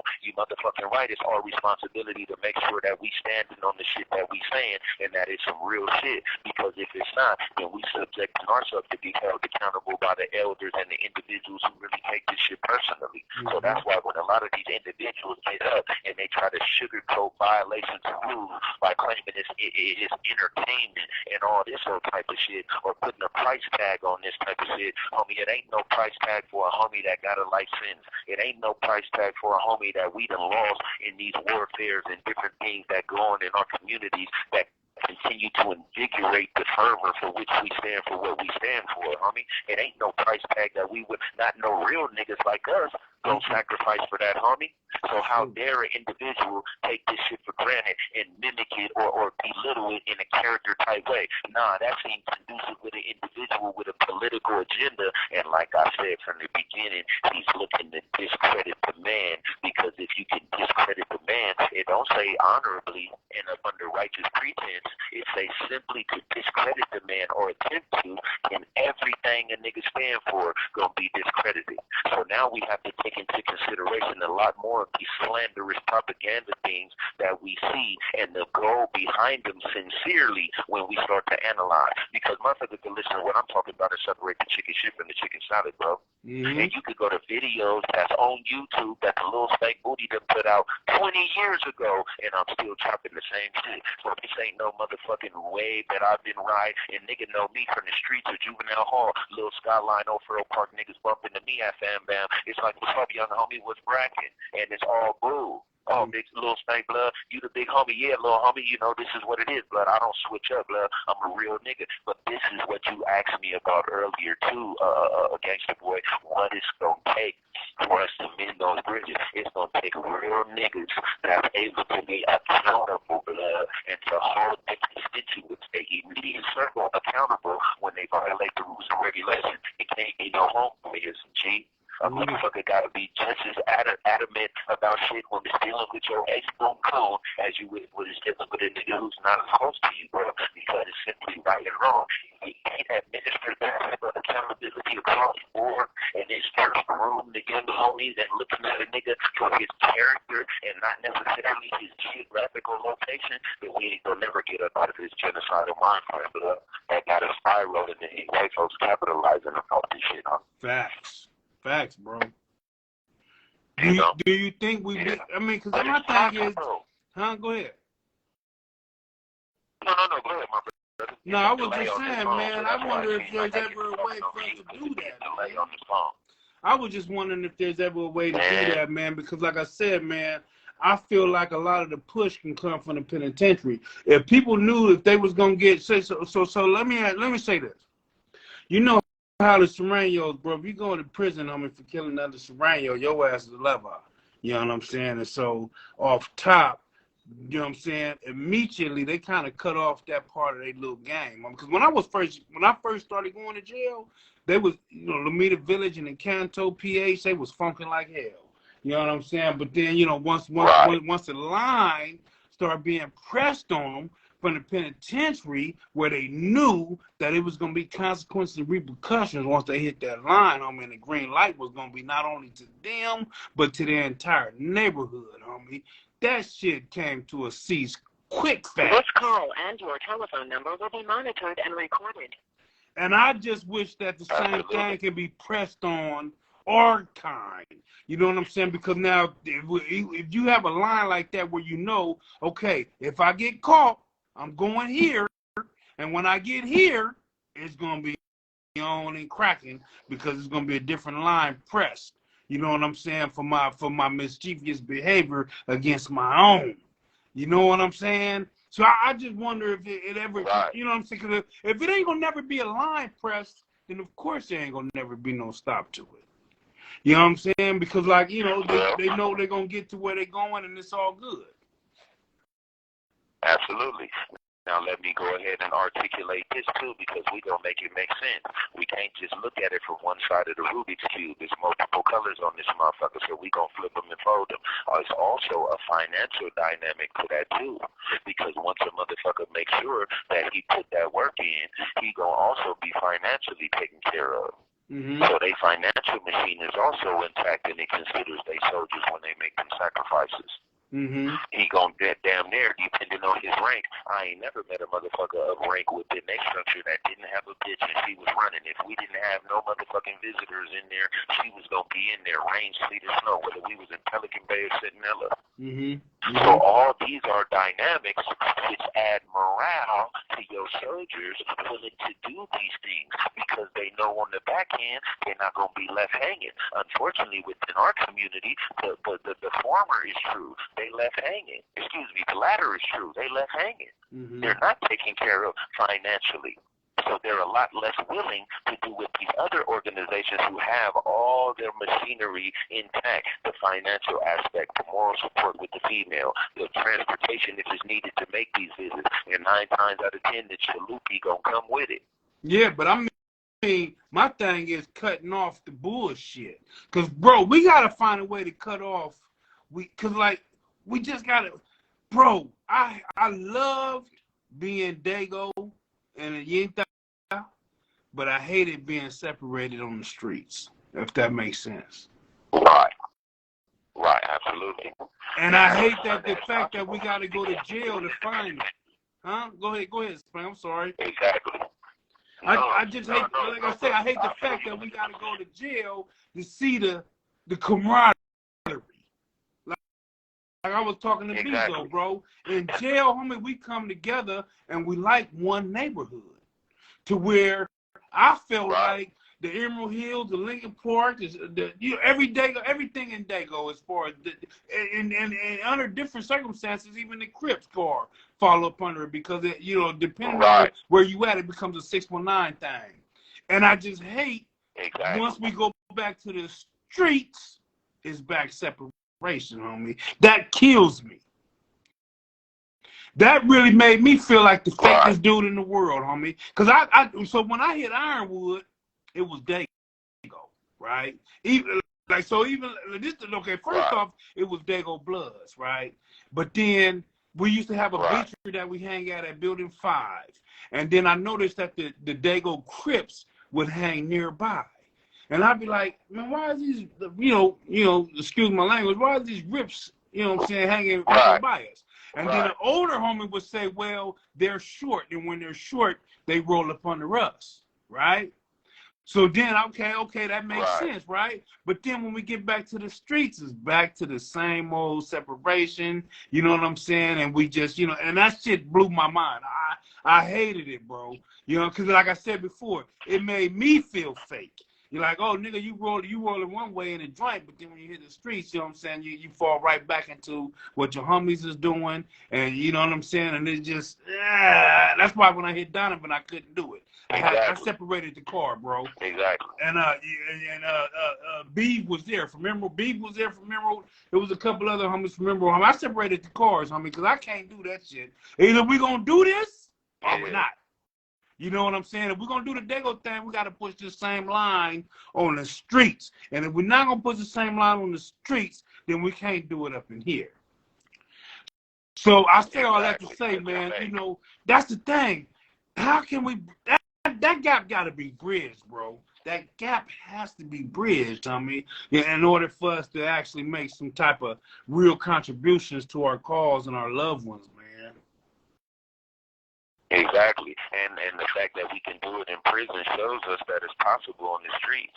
We just got to be just as sincere, again, about embracing that blood love and focusing on our commonalities and not our differences, homie. Because, let's just be honest. I don't give a fuck where you from. It's always a homie that fuck with somebody from somewhere else, homie, period. Well, we all family. Like since we was young, we all family, bro. Exactly. We all family. We all related by somebody. We was young niggas. Exactly. We all... let me tell it, bro, we are related. Because like I said before, Southeast is just one ghetto, homie. We're not like LA where we got 1,000 ghettos, bro. We got one ghetto with all these one neighborhoods in it, and we are all related.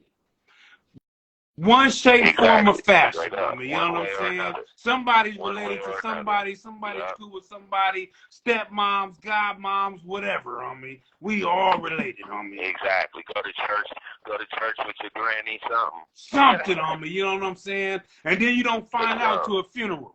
Oh man, that's my relative. Yeah, that's your relative over there. Who you like? What? Exactly. So that's what I'm saying. That's why I say the penitentiary, if you know that you're going to face consequences and repercussions for your actions, it'll slow you down from doing this call and your the telephone wrong number will be thing. monitored and recorded. You know what I'm saying? Like I just feel like if a person knew if they had knocked down one of our own, well, like I say, really was 619, period. But if you want to get technical, the DAMU card, you know what I'm saying? If you knew that it was going to be consequences and repercussions for taking down one of your loved ones, I mean, when you got to the joint, it wasn't going to be cool. We wasn't going to slide you a care package. You know what I'm saying? Instead, we was going to try to meet you with some hammers, you know what I'm saying, and get you off the line because you done took a soldier away from us and what we building. Right. Yeah, for sure. You know what I'm saying? That's all I'm saying. Yeah, man, you know. Yeah, for sure. I feel you. I got some people that want to holler, man. I got quite a few people that want to jump on here and join, man. If it's okay, I'm gonna top them in. I think one of them might be from around your way. Jelani Young, Toppers Talk. I'm not sure. I don't know, but I'm gonna tap him in real quick so that you know what I'm saying. They can holler at the great one. You know what I'm saying? And see if for sure. Here, come on, bro. You know what I'm saying? Like I say, man, my thing is connecting the dots, man, and making sure that it's love all the way around, man, and trying to bridge the gap, man. Like I said, again, I appreciate my king coming on here, man, and holler at your boy, man. You know what I mean? What's up, family? Man, hey, King, I appreciate you having me, man, being hospitable. Have 60 seconds remaining. So I brought on Toppers Talk, man. What's up, family? What's going on, brother? What's going on, brothers? What's going on? I'm just here at work. I'm here at work. I'm working with my people. I work with the autistic kids. I work with all the autistic youth in San Diego. So I'm just here at work. Do you have any questions for my man that's online, brother? You know what I'm saying? Oh, yeah. Well, yeah. Much respect. I got family from Lincoln. I got family from Lincoln Park. I got family also from the Hatfields as well. Well, this dude is from Emerald. Yeah. He's from Emerald. I know Emerald very well. Well, like I said, I've been here. I know Emerald Hills very well. Yeah. I got family from Lincoln too. So I just want to say much respect. I appreciate you, brother, for calling in. Hey, I'm going to call right back too now. Is the phone going to cut off? I'm going to call right back. All right. Just saying much respect. Hey, much respect to you, brother, for tapping in, man. I appreciate your love, King. Thank you. You know what I'm for doing your work for the community. Planet Zoo, thank you for doing your work for the community and for the people. For the black community of San Diego. We're trying. You're part of history now. You're part of history now. You're a historian now. You're a documentation and historian now. Okay? Man, that meant, bro, you don't know how much that meant to me. Thank you, God, man. That felt good coming from you, King. That's documentation and history. You give him San Diego black history. What's up, bro? All right. Much respect. So what are you doing out there at the what'd you say you doing artistic? I got an artistic son, man. Oh man, I work at Autistic Group Home. Oh boss man, I work at an autistic group home. I've been doing it for 10 years. I work with all the autistic kids, and I work at Grossmont High School Union with the autistic kids too. I work all around all the high schools around San Diego, helping the autistic kids and helping them stay out of jail too. Helping the ones that got misdemeanors, who've been in juvenile hall, youth authority, ones that got behavioral issues, I help them out. That's what's up, bro. Keep doing it, man. Hey, man, God gonna bless you for that, bro. Thanks for showing your love, man. Yo, Skyline, Emerald Hills, Lincoln Park, O'Farrell, wherever you from, yeah. It's all love, all black love. Thank you, Mr. Maurice Lee. Thank you, Brother Spank. Yes, sir. Yes, sir. Thank you, brother. All right. Bless up. All right, bro. Let me get back to work. That's the love, homie. That's the love I'm speaking of, man. Shit. All right. I appreciate that. Hell yeah. Yeah, I really appreciate that, man. All right, let me get back to work. Blesses work, King, man. Thank you. Love you, man. Enjoy your day, bro. Lord, salute, bless. Salute. Yeah, much love, my brother. Shit, but you know, I don't want I can't say your real name, so Mr. Lil Spank, I'm gonna tell somebody else in, bro. You know what I'm saying? Like I say, man, a lot of people tapping in, bro. They got love for you, homie. So yes, sir. Here go my relative, Young Reese. Young Reese about to tap in, man, with you for a minute. Okay, for sure. Lil D Fresh, man. We're gonna be at you in a minute, man. Stay online, stay tapped in, man. Relative, you declined, huh? He must be busy. That's Young Reese. Oh, okay. D Fresh. Let's tap in D Fresh. Lil D Fresh, tap in with your family, man. If you have any questions or comments, man, to relate, man, now was the time. You can tap in, man, and it's all good. Yeah, for sure. Oh, he said he hit the wrong button. So, The relative say hit the wrong button, man. Let me Oh, okay. Let me try to tap him back in. Well, hit the right button, man. I'm messing with him. I'm sipping. There you go. There go my I hit the wrong button, my bad. You know this there shit. There he is, little Spank. That's Young Reese. Yeah, what's happening with it, man? All right, what's up, family, man? What's good with you, man? I love the way you be speaking, man. Oh, yeah, I appreciate it, my brother. Thank you for tuning in, man. It means a lot to you. Yeah, like, I was just down, I was down in Dago, you know, me and Moms was out eating, man. So, you know, I show that love every time I'm down there, man. Oh, yeah, for sure. Oh, man, I can't wait, man. For sure, man. I can't wait, man. You know, pretty soon, man. I'll be about this thing. Lil D Fresh is off on line. What's up, family? Thank you for tapping in, bro. What's up, family? Thank you for tapping in, bro. It's all good, man. Free to spank, man. It's all good, man. Free to spank, man. Yep. Free my peoples. Oh, what's happening with it, man? What's good, big bro?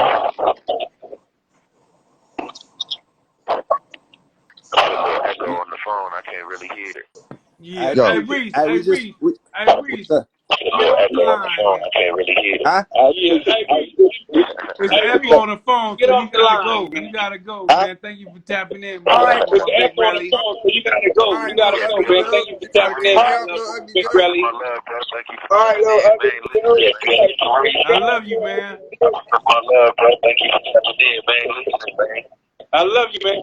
Okay. One love. There you go. There go D Fresh. There you go. There go D Fresh. D Fresh, what's up, homie? D Fresh, what's up, homie? Hey, what's up, big bro?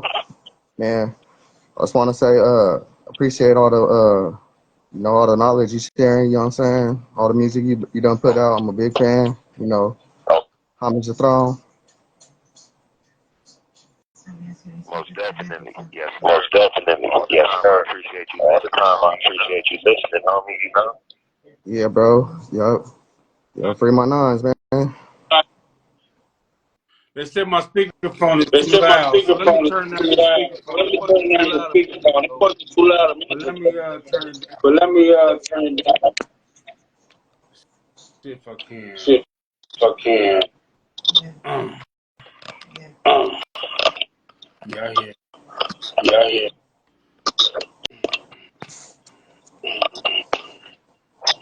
Yeah, man, I really appreciate it. Yeah, man, I really appreciate this platform that you opened to me. Thank you very much, my brother. I appreciate it, man. My Instagram is SPANKA.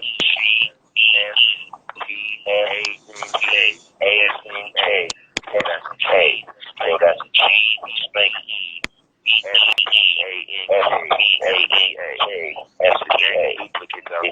Duplicates out there, but you know mine got the pictures what he posted on the same day. Hey D Fresh, was you able to hear him, bro? Hey, hold on, little Spank. Yeah, Was you able to hear him, D Fresh? Yeah. Okay. I heard a little bit of it. Okay. Okay, good. Yeah. When can we expect some more music from Lil Spank? What did he say? I couldn't hear. What did he say? I couldn't hear. Yeah. So let me hold on. He said when he can he expect some more music, but hold on, let me put you back on speaker. Because it was going just right before. I might have to hang up and start. Right. Yeah, get all that online already.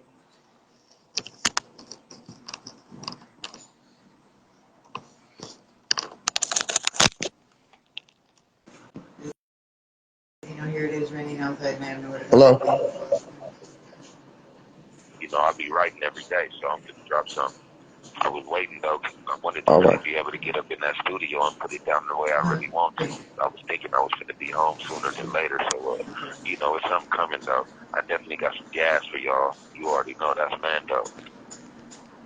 Yeah, can't wait, man. Can't wait. All the Yeah, I got a time, man. question I too, real. appreciate you, too, man, for looking out for us, so don't trip. It ain't going to disappoint. It's going to be well worth the wait. Hella. Yeah, I got a quick I question. can hear perfect now. Nah. Okay. Okay. Yeah, I was gonna ask you. So my brother been down since '03, and he got a release date for 2028. But right now he in his medical facility. Why would he be at a medical facility for? If he ain't Yeah, it's hard to say. Yeah. You know, some institutions are designated medical facilities, but you don't necessarily have to be there for medical reasons. That can mean that a person in a wheelchair is built a certain way to accommodate people that have wheelchairs or like a mobility impaired, like crutches or leg problems or something. That means that there's not a lot of stairs and there's more walkways. So it can be labeled as a medical facility just because it's designed that way and not necessarily because everybody there is there for medical reasons. You feel me? Yeah. Okay. Got you. Yep. Yeah, so it ain't necessarily a bad thing. And like I said, I don't ever want to look at somebody's circumstances on the surface as all the way funny because of their location. It could be various reasons. You know, nigga could have had a heart attack or diabetes day, and the only facility that they have that can accommodate his medical needs is that particular one. And he could be isolated from everybody. So maybe it's a lot of reasons, bro. And that's why that documentation is so important. Because a motherfucker be able to read for itself on authentic institutional letterhead the reasons that you're there. Is it for suspect circumstances or medical treatment? You feel me? So, yeah, it's hard to say just based on that, you know? Yeah, I was thinking maybe because he got a release date coming soon, they're just trying to, I don't know, you know, they got the. Yeah. And again, Okay, cool. For non-medical reasons. Maybe it's just labeled a medical institution again because of the services that they offer for the medical. So that way, like when you go into your committee, you have to have a certain designation. Like, oh, this is labeled a medical facility. So by the officers being able to see that heading, they might know that it accommodates people with certain ailments, like I said. So he could be there for non-medical reasons, you know what I mean? So it ain't no telling, you know? Right. Yeah, I just need to reach out. That's all. But, you know, ain't enough hours in the day. At the same time, you know, it don't hurt just to sit down and write a letter to the loved one. You know what I mean? Mm-hmm. Oh, yeah, that's important. You know, I be waiting for all these street niggas that be on these platforms and got these millions of followers, and in my opinion, do a lot of these challenges. When is it going to be right for real homies that's been locked up for 30 years, challenge or something like that? You know, because motherfuckers be quick to say these brothers' names and these albums and get clout because of their reputations in certain circumstances. Some of them genuinely miss them and are really connected to them. But either way it goes, when is these cats going to really I don't have a car. I don't have a car though. these albums, these platforms, and get their or when are they going to reach out to the individuals who really claim right the circumstances and the shit and have a challenge to write your homie day, something for the homegirl, like the homegirl. A lot of the homegirls got about could be instrumental in some of these things that activities good. You don't ever hear about too many homegirls being with these people that like the motherfucking homegirls. Yeah. Never solid and didn't snitch on no niggas, you know? Facts.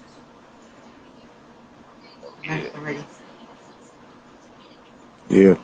Yeah, thank you for your time, man. Appreciate Thank you you. too, bro. Appreciate you, man. Man, I appreciate you too, my brother. Yes, sir. I appreciate you. Mm-hmm. This call and your telephone number will be monitored. All right, yep. God bless everybody. Well, y'all stay You safe. too. Salute. Yeah, word. All the time. You too, my brother. Peace.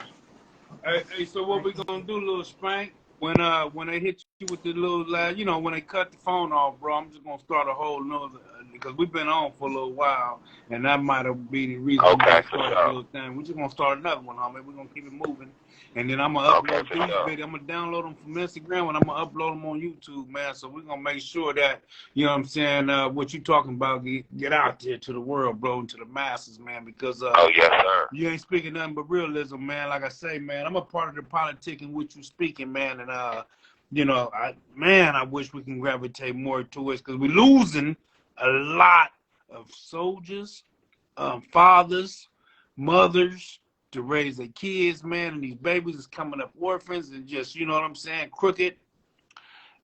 And it sucks, man. You know what I'm saying? It makes me unhappy. Absolutely. You know what I mean? Absolutely, it makes me unhappy too.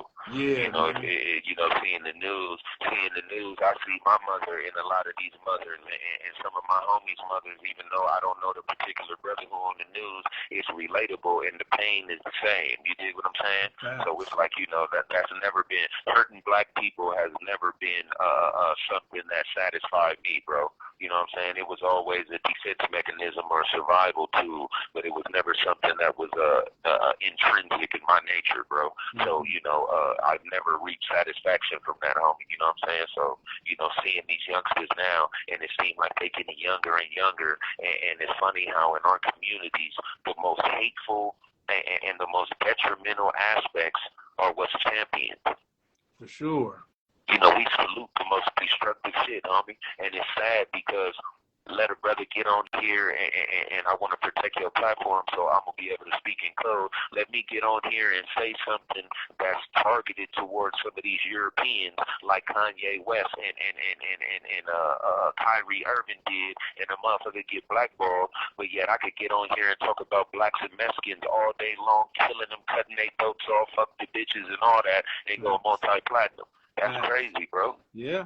Yeah, man. That's a symbol right there that they don't value us as much as they value themselves, because they would be just as they would be just as motherfucking up in arms and angry about hearing this vernacular that we utilize in our communities to speak about our neighbors and shit as they would when they hear about it directed at their people. But that line is clearly drawn. Speak about us in this way, and we gonna make sure you don't never eat again. You better keep that shit leveled at you and your people. Don't think you can talk about us like that. I mean, that's the picture I get. It ain't no equal playing field. Yeah. Let me ask you a question. Are you religious? Are you religious, Lil Spank? Yeah, I'm a Rastafarian, bro. I believe that the black man is God. Jah Rastafari, the 225th ruler within the Solomonic dynasty known as Haile Selassie, the Emperor of Ethiopia. Good. I'm glad you said that. Did you run across the fact that the Russian president, Mr. Putin, actually put out there on blast that Russia would now start praying to the African God and that Jesus is black? That Russia would start doing what, bro? That Putin put out there, man, that Russia as a country would now start praying to the black Jesus and that Jesus is black. Huh. I'm not surprised. I mean, well, I'm not surprised. I am surprised because he finally done acknowledge the truth. Huh? That's what I'm saying, because they, you know, they would not. They knew the truth, but acknowledging the truth is something totally different. And him to put it out there and acknowledge the truth and put it on, because it's on YouTube and everything, man. Like I said, bro, this phone about to cut off. You want me to wait a few minutes before I call back? Or yes, sir. Right back? You already know, bro. I'm about to tap off of this one. I'm gonna put it right back on me. You know what I'm saying? Like I said, this Lil Spank day, man. All the time, bro. Yeah, that all the time. All right, bro. Gone. Tap back in, man. We about to talk about this video and start another one, man. I love y'all. PlanetZooEntertainment.com, man. Tap into that. Make sure y'all go pick up my books, 5-Star General, Volume 1 and Volume 2, Cali Banging the Street Marine, all available on Amazon and other platforms, man. I love y'all. Peace.